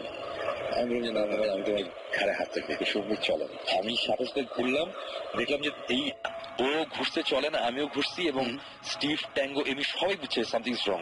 ওরা বলল just get out of here. আমরা মোটামুটি লিটারালি মানে ঠিক দৌড়াই নেই, কিন্তু যত ফাস্ট হাঁটা যায় আমরা ঠান্ডা করে আমরা জাস্ট 4 তলার থেকে যে কে কত ফাস্ট আমরা নিচে নামতে পারি। নিচে মানে কি, আমাদের তো সিঁড়িতে যেতে হবে, সিঁড়ি না থাকলে আমরা নিজে লাফ দিয়ে নামতে হবে, আমাদের সিঁড়িটা অনেক দূরে আমরা জানি, এবং ওই যে সিঁড়ি, এই যে 30 ফিটের মতন দূরে, মানে সিঁড়িটা বা 20 ফিট কতখানি আমার মনে নেই, কিন্তু মনে হয়েছে যে আমরা 50 মাইল হাঁটতেছি, যে কখন সিঁড়িটা আসবে কেউ কোনো কথা বলতেছি না। এবং বিশ্বাস করবো না আসলে, সিঁড়ি থেকে জাস্ট মানে আমরা জাস্ট ওই ফ্লোর থেকে যে সিঁড়িতে উঠে কয়েকটা স্টেপ নিচে নামছি, সাথে সাথে মনে হয়েছে এভরিথিং ইজ ফাইন, কোনো প্রবলেম নেই, কোনো প্রবলেম নেই, মানে আমরা এখানে আসি, এখানে কোনো সমস্যা নেই, এভরিথিং ইজ টোটালি পারফেক্ট, ওকে, মানে এখানে ভয়ের কিছু নাই। মানে অথচ যতক্ষণ ধরে আমরা এখানে ছিলাম, মানে একটা সময় যখন হাইট আসতেছি তখন মনে হচ্ছে কি যে কখন রাস্তাটা শেষ হবে, কখন আমরা দরজাটা দিয়ে আমরা সিঁড়ির মধ্যে ঢুকতে পারবো আর কি। এবং আমরা যখন বাইর হয়েছি, বাইর হওয়ার পরে দেখলাম যে মানে স্টিভ, ট্যাঙ্গো, এমি তিনজনের অবস্থায় আমি যেটা বুঝলাম যে তারা খুবই স্যাটিসফাইড, তারা ভয় পেয়েছে, ভালো কিছু পেয়েছে, তারা খুব ইন্টারেস্টিং কিছু জিনিসপত্র পাইছে। তা আমি বললাম যে আমরা কি তোমাদের ফুটেজ নিতে পারি নাকি? আনফর্চুনেটলি এটা সাইফাই চ্যানেলের কপিরাইটেড ম্যাটেরিয়াল, এটা আমরা এখানে ইউজ করতে পারবো না। সো ওরা বললো যে এটা পারবো না, বা তোমাদের আমরা দেখাইতে পারি। তারপরে আমাদের বসায়া মানে ওদের যে মোবাইল এইচকিউ ওই গাড়ির মধ্যে বসে যতখানি যা দেখানোর দেখালো, মানে ওরা ইন্টারেস্টিং ব্যাপার হচ্ছে যে ওরা ওদের কাছে বেশ কিছু দু একটা ইকুইপমেন্ট ছিল যেগুলো আমাদের কাছে ছিল না, মানে ছিল না বলছে এই কারণে ওইগুলো আমরা পেয়েছি, আমাদের ছিল ওরা দিয়েছে। সো ওরা যেভাবে জিনিসটা করে আর আমরা ভৌতিকটা যেভাবে করি আমাদের মধ্যে ডিফারেন্স আছে। যে আমরা যে ফাইজলামি করি, হ্যাঁ সামনে সাহস থাকলে সামনে, এই মাঝে মধ্যে আমরা এই টাইপের ফাইজলামি করি, মাঝে মাঝে চুপ করে বসে থাকি যদি কিছু হয়। ওরা দেখি কি ডিরেক্ট একটা কন্ট্যাক্ট করার চেষ্টা করে, কমিউনিকেট করার একটা চেষ্টা করে। সো এই ডিরেক্ট কমিউনিকেশনের ব্যাপারটা আমার কাছে খুব ভালো লেগেছে। এবং আমার মনে হয় যে আমি তখনই সাকিবদের তখন কল দিয়ে বললাম যে সাকিব আমি যে কি দেখলাম কি শুনলাম আমি বুঝতেছি না, আমার এখনো বিশ্বাস হচ্ছে না এই টাইপের জিনিসপত্র হয়েছে। বাট মানে এই চারতলার ব্যাপারটা আমি এটাই বলবো যে আমি ডেফিনেটলি আমি 100% শিওর, মোর দেন দ্যাট আমি শিওর যে চারতলায় দেয়ার সামথিং রং আউট দেয়ার, খুব বেশি ভয়ঙ্কর কিছু একটা আছে। এবং যেটা আমার ধারণা আমি যদি কালকেও আবার সেই কালকে আবার সেম এক্সপিরিয়েন্স হবে, বিকজ এই জিনিস এভাবে হুট করে চলে যাওয়ার কথা না। ওখানে চারতলা মানে অনেকগুলো রুম এবং এক একটা রুম অনেক উঁচু উঁচু, মানে অনেক আগে বানানো, মানে এক একটা রুমে গিয়ে বসে থাকি মনে হয় সামথিং ইজ রং এরকম লাগে। মানে যারা একটু ভীত টাইপের তারা এমনি একতলা দোতলাতেই করতে পারবে না, এটা এরকম জায়গা। শুনুন ভাই, আমরা যদি একটু জাস্ট রিক্যাপ করি, আপনি একতলায় যেখানে বল নাড়ানো হলো, তারপরে দুতলায় যেখানে টর্চ জ্বালানো হলো, তিনতলা, ওখানেই আপনি কিছু ফিল করেন নাই? আমি কিছু এভিডেন্স পাইছেন, কিন্তু হ্যাঁ আমি এভিডেন্স পাইছি, এভিডেন্স দেখছেন যে থিংস আর হ্যাপেনিং, এভিডেন্স দেখছেন থিংস আর হ্যাপেনিং, বাট আপনি ফিল করেন নাই। মানে চারতলায় গিয়ে আপনি দেখেছেন এবং মানে ফিলও করছেন যেখানে সামথিং ইজ রিয়েলি রং, এবং সেখানে সবাই ভয়টা পেয়েছে সেই জায়গায়। এটার মানেটা কি exactly? What is the explanation for this? আমরা যেখানে আমরা ফেটে যাচ্ছে, আচ্ছা মাই মেটাল ভয়েস, মানে আমরা যেসব জায়গায় ম্যাক্সিমাম জায়গায় গেছি, মানে যেখানে অনেক ইনসিডেন্টস হয়েছে, সেখানে তো আপনি জীবন প্রত্যেকবারই সাইজ হয়েছেন, সাইজ হয়েছেন দেখেই ইন্টারেস্টিং হয়েছে। সো তার মানে কি উই এনকাউন্টার ব্যাড স্পিরিটস? না, আমি যেটা বুঝি যে আমার যেটা মনে হয় যে এই যে এই সুপার ন্যাচারাল বা আনএক্সপ্লেইনড ফেনোমেনা বা এইসব এক্সিস্টেন্স এগুলা আমি মোটামুটি বুঝি, আমি মোটামুটি একটা জায়গায় আমি কিছুটা বুঝতে পারি। বাট আমার একটা লিমিটেশন আছে যে আমি এতখানি হয়তো বুঝতে পারবো, এর বাইরে যদি কিছু থাকে সেটা হয়তো আমি জানি না। সো আমার কথা হচ্ছে যে এরকম অনেক জিনিসই থাকতে পারে যেটা আমরা এরকম অনেক আমরা রিচ করতে পারি না। যেমন 42টা লোকেশনে গেছি, রাইট? সো 42টা লোকেশনের মধ্যে আমরা 9টা লোকেশনে খুবই হ্যাপি, আর এই জায়গাটা পেয়েছি, এইগুলো হচ্ছে এপিসোড করার মতন জায়গা, তাই না? সো এর মানে এই না যে বাকি যে 42টা থেকে যে 9টার বাকি যেই কয়টা হয় 31টা না 33টা জায়গা, ওইখানে যে কিছু নাই তা না, হয়তো ওর মধ্যে কিছু কিছু জায়গা ছিল যেটা আমরা জানিও না, আমরা হয়তো মিস করেছি।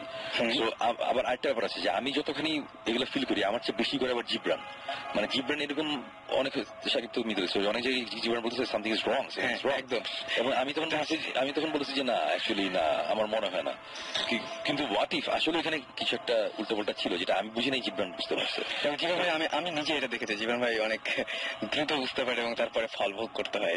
এটা না ফল ভোগ, ওটা সবকিছুরই অ্যাকশনের রিঅ্যাকশন, মানে কনসিকুয়েন্স তো থিওরি আছে শুনবো আমরা। এটা মানে এক জিনিস হচ্ছে যে আমরা একটা, আপনি যেটা বললেন না যে সাকিব যেটা জিজ্ঞেস করলো যে কয়েক সময় কয়েক সময় হয় না, আমার একটা ফ্রেন্ডের বাসা আছে, ওর অনেকদিন ধরে বলছিল ওর বাসায় প্রবলেম হচ্ছে কিন্তু আমি যে জীবনে কোনো কিছু ফিল করি নাই। একদিন আমার সময় আমি বসে আছি, আমার চোখের সামনে দরজাটা যে মোচড় দিয়ে দরজাটা বন্ধ হয়ে গেল, পুরো মোচড় দিয়ে দরজাটা বন্ধ হয়ে গেল, আবার একটু খুললো, আবার ওই ইয়ে সিস্টেম খুলে গেল। I did not feel anything, but it's happening আমার সামনে। সো আমি যত জায়গায় গেছি তারপরে যা কিছু হচ্ছে সব জায়গায় যে আমি আমি আগে মানে একটু বুঝতে পারি কিছু হচ্ছে, কিন্তু ওটা আমি ওই একটা জায়গায় আমি বুঝতে পারি। মেবি আমার আরেকটা এক্সপ্লেনেশন আছে, সেটা হচ্ছে যে মেবি যে ঘোস্ট হান্টার্সদের সাথে যখন দেখা করতে যাচ্ছি, ওর সাথে ইনভেস্টিগেশনে যাচ্ছি, তখন আমার মাথায় একটা জিনিস কাজ করছে, সেটা হচ্ছে যে ঘোস্ট হান্টার্স দেশের বাইরে থেকে কিছু লোকজন আসতেছে, এদের নিয়ে আমরা ইনভেস্টিগেশনে যাচ্ছি, সো আমাদের ওদের ইমপ্রেস করতে হবে, সো আমরা অনেক কিছু ফেক জিনিসপত্র করবো, ওরা যাতে ভয় পায়। সো এই জিনিসটা আমার মাথায় অ্যাকচুয়ালি কাজ করতেছিল, সবকিছু আমি প্রচন্ড ভাবে এক্সপ্লেন করার চেষ্টা করতেছিলাম। সো আমার হয়তো আমার মেন্টাল স্টেটটাই ছিল যে আমার এখানে ভয় করতে দেওয়া যাবে না। হ্যাঁ, বাট চারতলায় যাওয়ার পরে একটা স্পিড অথবা ওই যে ওইটা লেভেলটা এত বেশি ছিল যে আমার সাবকনশিয়াস মাইন্ডের ওটা আটকাতে পারে না যে না এখানে একটা কিছু আছে এবং এটা বুঝো। সময় আমাদেরকে SMS করেছে যে প্রিয়াঙ্কা, এবং প্রিয়াঙ্কা বলছে যে সুমন ভাই মানে তার ধারণা যে গুড স্পিরিট যেগুলো সেগুলো আপনি ফিল করতে পারেন না, বাট ব্যাড স্পিরিট সেগুলো আপনি খুব সহজে ফিল করেন। বোঝাচ্ছিল যে উই পিক আপ সার্টেন ফ্রিকোয়েন্সিজ, যেটা আমি সবসময় বারবার বলি যে আমরা everything in the universe is a frequency, একটা ফ্রিকোয়েন্সি চলে। আমরা যেটা ধরি, আপনি আমি যেটা বারবার ফিল করছি, it's certain frequencies that we pick up. না আবার আরেকটা ব্যাপার আছে যে এই যে গুড স্পিরিট যে ধরতে পারি না ব্যাড স্পিরিট, বাট এটা যদি হয় তাহলে আমাদের ভৌতিকের পাইলট এপিসোড, আমাদের ফার্স্ট এপিসোড যেটা ছিল, মানে মানুষজন এখনো দেখেনি, আমাদের যেটা দিয়ে অ্যাকচুয়ালি ভৌতিকটা শুরু হয়, আমরা একটা বাংলোতে গেছিলাম শ্রীপুরে। আচ্ছা, এই বাংলো বাড়িতে আমাদের একটা শুটিং ছিল। সব বলে দিচ্ছে শুন। না বলতেছি না, একটা শুটিং ছিল। ওই শুটিং এ যখন আমরা গিয়েছিলাম তখন একটা সময় এরকম একটা কিছু হচ্ছিল উল্টাপাল্টা, তখন আমি ওদের সবাইকে একটা কথাই বলছি যে আমি পুরোপুরি ফিল করছিলাম যে বাইরে থেকে খারাপ একটা কিছু ঢুকতে যাচ্ছে, বা ভিতরে একটা কিছু আছে যেটা ভালো, এরা আমাদের সেভ করতেছে, ওদের ঢুকতে দিতেছে না। এটা কিন্তু আমি ওদের বলছি, মনে আছে? আমি কিন্তু তখন ক্লিয়ারলি বলছিলাম। তখন কিন্তু আমি গুড স্পিরিট ব্যাড স্পিরিট দুইটার কথাই কিন্তু আমি বলছি। আমার কাছে কিন্তু দুইটি মনে আছে, এখানে ভালো একটা কিছু আছে, খারাপ একটা কিছু আছে। তো খারাপ জিনিসটা ভালো গুলা আমাদের আপনাদেরকে প্রোটেক্ট করছে। ইনফ্যাক্ট ওই সময় আমাদের এরকম একটা ফিলিং হয়েছিল যে পুরো মনে হয়েছিল যে আমার গায়ে কেউ টাচ করছে আর কি, খালি আমাকে না, মানে আমার দিকে ঘুরা এই জীবনে দিয়ে গেছে, মানে এই টাইপের জিনিসপত্র হয়েছে আর কি। এবং তখন আমি বলতেছিলাম যে এখন যেটা আমরা ফিল করতেছি এটা হচ্ছে ভালো, এরা আমাদের কোনো ক্ষতি করবে না। বাইরে যারা ওরা খারাপ। তো বাইরে থেকে এসে আমরা দরজা বন্ধ করে দিয়েছিলাম, তারা সারা দরজা ধাক্কা থাকে, অনেক কিছু হয়েছে। ওটা আমাদের first episode. I think Suman ভাই ওই মেয়েটা কি প্রিয়াঙ্কা, ও যেটা লিখছে ওটাকে যদি আমরা আরেক স্টেপ ফার্দার নিই, maybe it's not bad spirits যেটা আপনি ফিল করেন অর সামথিং। মেবি যখন আমরা কোথাও যাই এবং ওখানে কিছু একটা থাকে যেটা কোনো হার্মফুল ইন্টেনশন থাকে, maybe that's what you pick up. Maybe বুঝছেন? কারণ ওই মেয়েটা যখন বলটা খেলছিল, সে you didn't pick up anything because তার কোনো ব্যাড ইন্টেনশন ছিল না towards anybody in that room, তাই না? তারপর আপনার যখন ওই টর্চ যখন জ্বালানো বন্ধ হলো, ওটা জাস্ট আপনার সাথে ইন্টারঅ্যাক্ট করছিল, দ্যাটস ইট, কোনো ইন্টেনশন ছিল না খারাপ। সো ওই এখন আপনি যেটা বাংলার কথা বললেন বা ওই চারতলায় গিয়ে যেটা হলো, ওখানে I guess you or Jibran, you guess pick up the intention. যখন কোনো ইন্টেনশন স্পেসিফিকলি থাকে যে আমাদের ক্ষতি বা কিছুটা করবে, মেবি দ্যাটস ওই ইন্টেনশনটা পাসেস থ্রু। মানে মেবি আমরা কিন্তু সবই কিন্তু আমরা ধরে নিচ্ছি। মেবি তো আসলে হ্যাঁ। আর কিন্তু আবার দেন এগেন ইউএসের বাংলাতে যেটা হয়েছিল, আমরা যে ছিলাম, মানে ইউএসের বাংলাতে আমি এবং জীবন পুরোপুরি ফিল করতেছি আমাদের পিছনে একটা কিছু এসে বসে আছে।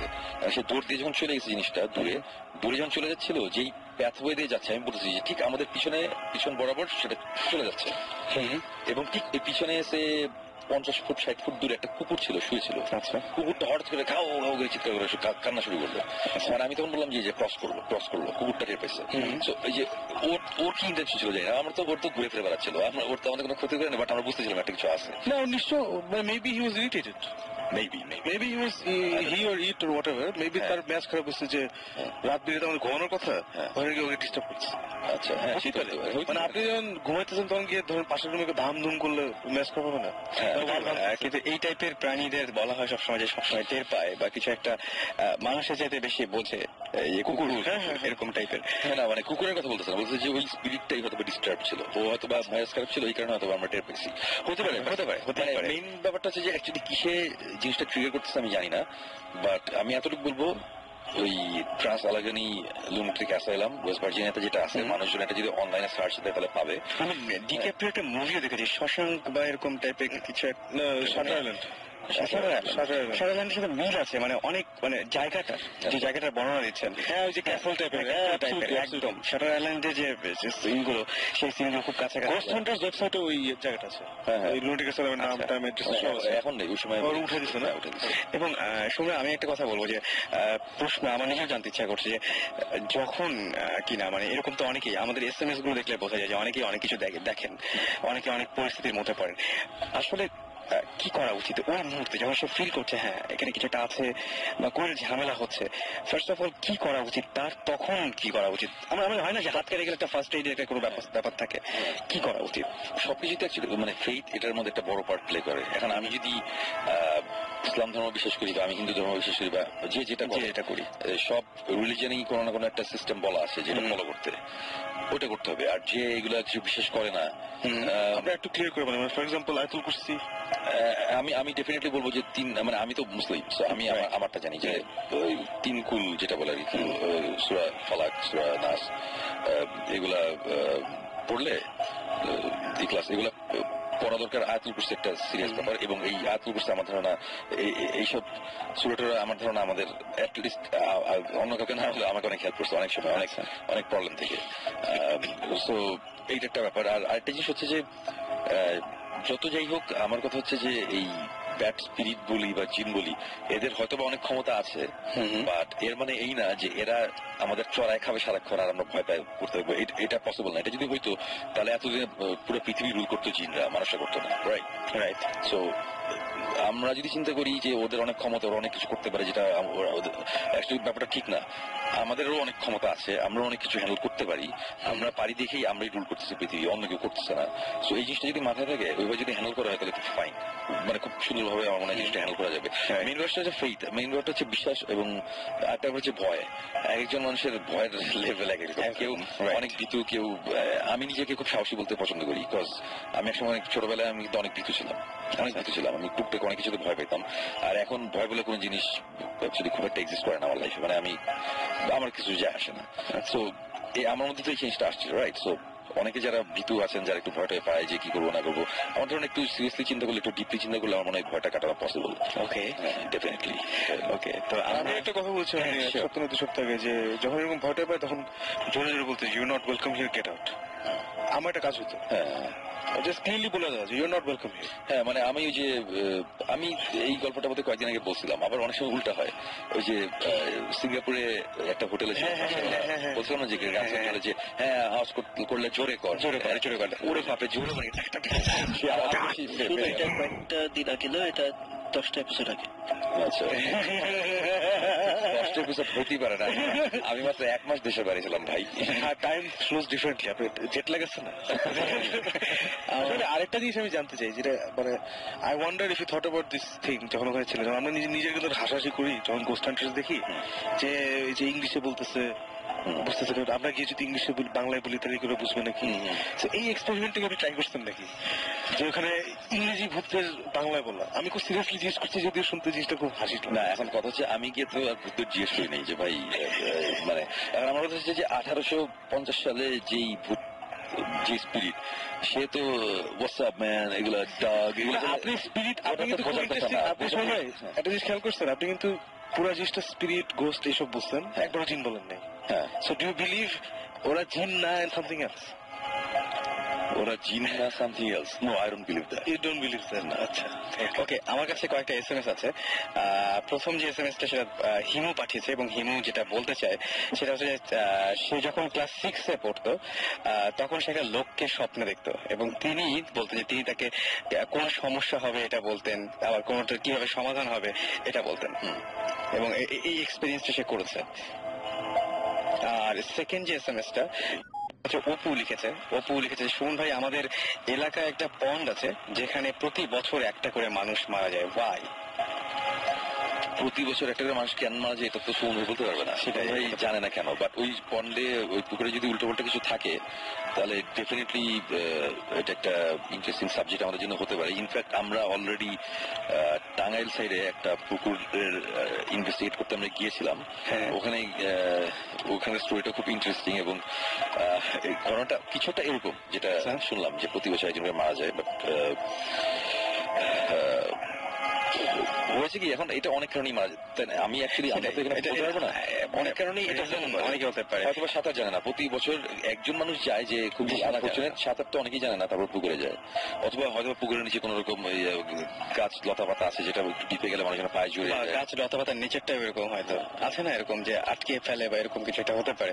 এই যে কিরণ এসএমএস করেছে, কিরণ এসএমএস করে বলছে যে শোন ভাই, স্পিরিট যারা যে ফিল করেন, যে এটা কি শেখা যায় নাকি এটা ন্যাচারাল? এটা আমার ধারণা ন্যাচারাল। আমার কাছেও সেটাই আমার ধারণা, এটা শেখার কোনো কিছু নাই। যদি শেখার থাকতো তাহলে ক্লাস নিতাম, অনেক টাকাও কামাতে পারতাম। না, মানে আই স্লাইটলি ডিসএগ্রি। আচ্ছা, আচ্ছা, I think you can condition yourself, মানে মানে যেমন কেউ কেউ আপনার মতো বেস বাজাবে, কেউ কেউ আমার মতো বেস বাজাবে, মানে একটা হচ্ছে খুবই হাই লেভেল, একটা হচ্ছে খুবই বেসিক লেভেল। সো হাই আপনি যে লেভেলে পাচ্ছেন that requires a different type of talent, আর আমি যে লেভেলে পাচ্ছি that's a different type of talent, মানে অনেক smaller margin. So I am saying যে আপনার মতো হয়তো ধরতে পারবে না, মানে আপনি যেভাবে একটা রুমে ঢুকে বুঝে যান, যেটা আমি এখনো পারি না, আমি জীবনে একবারই পারছি।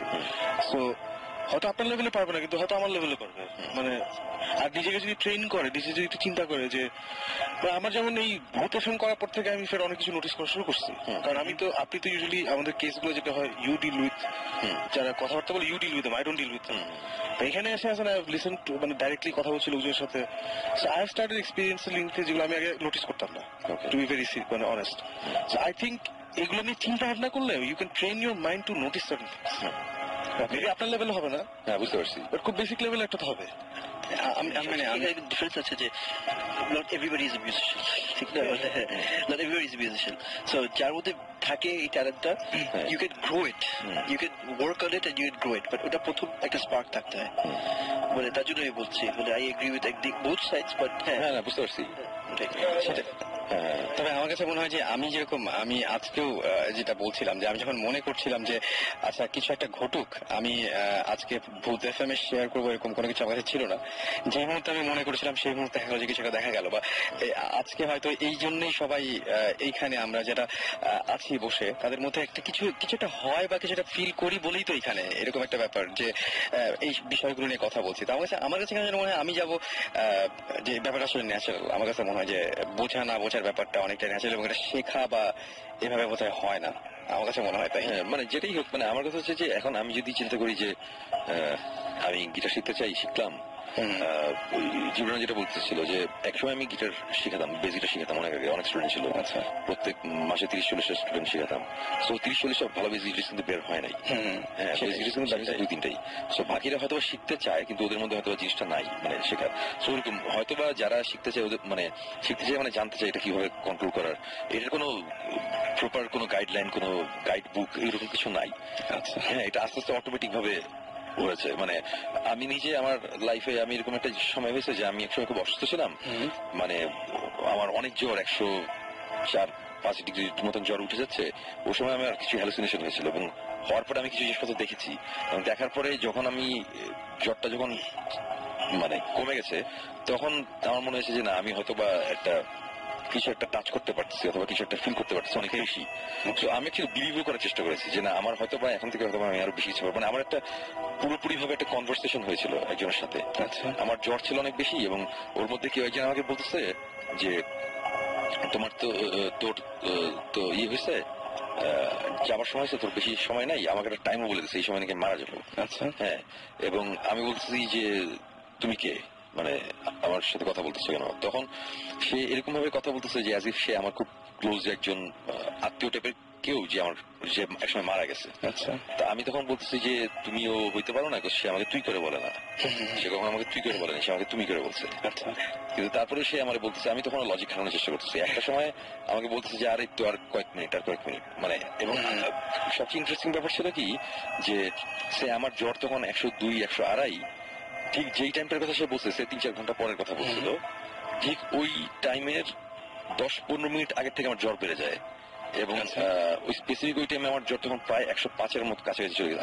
আমি তখন বাথরুমে আমার গায়ের মধ্যে মানে বরফ পানি সব ঢালা ঢেলে গেছে, 2 ডিগ্রি বললে তো শেষ। হ্যাঁ মানে কিছু ডিগ্রি, এবং আমি তখন বারবার বলতেছিলাম যে তখন 11টা 4, মানে 11টা 4 বাজছে কিনা, 11টা 4 কি হয়ে গেছে, 11টা 4 কি হয়ে গেছে। আমি তখনও টেম্পারেচার বাড়ানো যাবে সেটাই। সো আমার মনে হয় যে ওই ঘটনার পর থেকে আমার মনে হচ্ছে যে না এখন থেকে আমি আরো অনেক বেশি কিছু ফিল করতে পারি, বুঝতে পারি। তো জিনিসটা আমার কেউ শিখাই দেয়নি, আমি হয়তো এরকম একটা সিচুয়েশনে পড়ছি, আমার ডিফেন্স মেকানিজম হয়তো কাজ করছে সেভাবে যে ঠিক আছে তোমারে প্রোটেক্ট তোমারই করতে হবে, এবং করতে গেলে তোমার বুঝতে হবে এইসব জিনিসের সাথে আমার ফাইট করতে গেলে তোমার এই জিনিসটা লাগবে, এইটা হচ্ছে তোমার জিনিস, তোমার ভিতরে ছিল বাইরে হয়ে গেছে। মানে ব্যাপারটা হয়তো এরকম হইতে পারে, আমি জানি না। আমাদের তো এইসব ব্যাপারে অফিসিয়াল জ্ঞান খুবই কম, আমরা তো এক্সপিরিয়েন্স থেকে যা করার করছি। কারো যদি কোশ্চেন থাকে আমি বলবো যে কোশ্চেনের কিছু নাই, বিকজ বেস গিটার কেউ আমাকে শেখায় নাই, গানও কেউ আমাকে শেখায় নাই। নেই। তো এই জিনিস আমাদের কারো শিখতে হবে। তো আমাদের মনে হয় আজকে শেষ করা উচিত না? শেষ করে দিই আমরা আজকে। আর আজকে এসএমএস আমি পড়ার চেষ্টা করেছি, তারপরে আপনাদের এসএমএস গুলো থাকলো আমার কাছে। নেক্সট উইকে নিশ্চয়ই আমরা আজকে অনেক মানে কি বলবো যে গল্পগুলো আমরা শোনার জন্য অপেক্ষায় ছিলাম সেই গল্পগুলো আজকে বেশি করলাম আমরা, এবং সেই ঘটনাগুলো আমরা বেশি জেনেছি।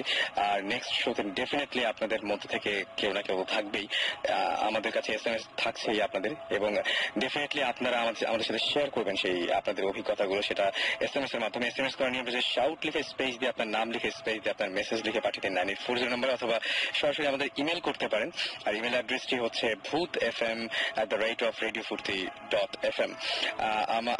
আমার মনে হয় যে সমস্ত গল্প আপনারা ডিটেইলে জানাতে চান আমাদেরকে, যে কি ঘটেছিল, কি অবস্থা, কোথায়, সবকিছু আপনি যদি ইমেল করেন তাহলে আমাদের আরো বুঝতে সুবিধা হবে, পরে আমরা আপনাকে এখানে নিয়ে আসতে পারবো। আর যারা এখানে এসএমএস করছেন, এসএমএস দেখে আমরা কল করবো আপনাদেরকে। সো আজকে এখানে শেষ করি না?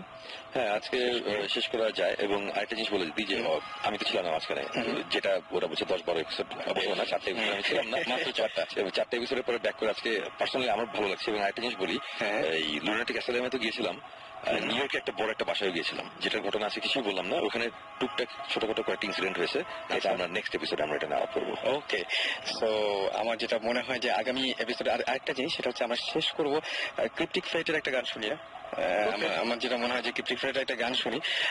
আপনারা এখানে সাকিব ভাই যেহেতু আছে, সুতরাং শুনতে খারাপ লাগবে না। আর আমাদের শো আজকে এখানেই শেষ করতে হচ্ছে। স্টে টিউন টু রেডিও ফুর্তি।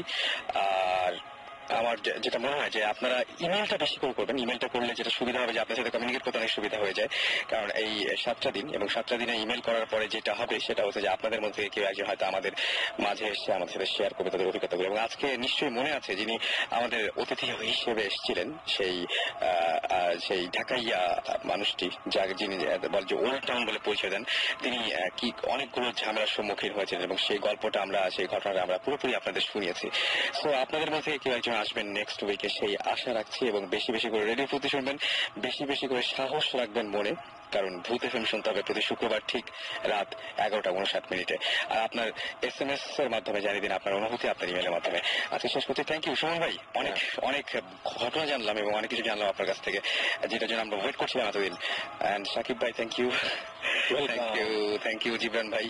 ওকে, আর শুনতে আসতে ভালো হচ্ছে। আমি আজকে শুনতে অনেক কিছু বসছে, অনেক কিছু ডিসকাশন পয়েন্ট আমি পেলাম, যেগুলো আজকে আমি বেশি অ্যাড্রেস করি না, বিকজ টাইম নেই। সেটাই, আর আমি ইনফ্যাক্ট নেক্সট শোতে আমাদের মধ্যে একটা হালকা ডিসকাশন। এবং আজকে ঢাকা শহরে আপনারা সবাই জানেন যে এত বেশি রকমের এত কনসার্ট, এত কিছু হচ্ছে, তার মধ্যে থেকে সবাই আমরা এক হতে পেরেছি, এটা অনেক বড় একটা ব্যাপার।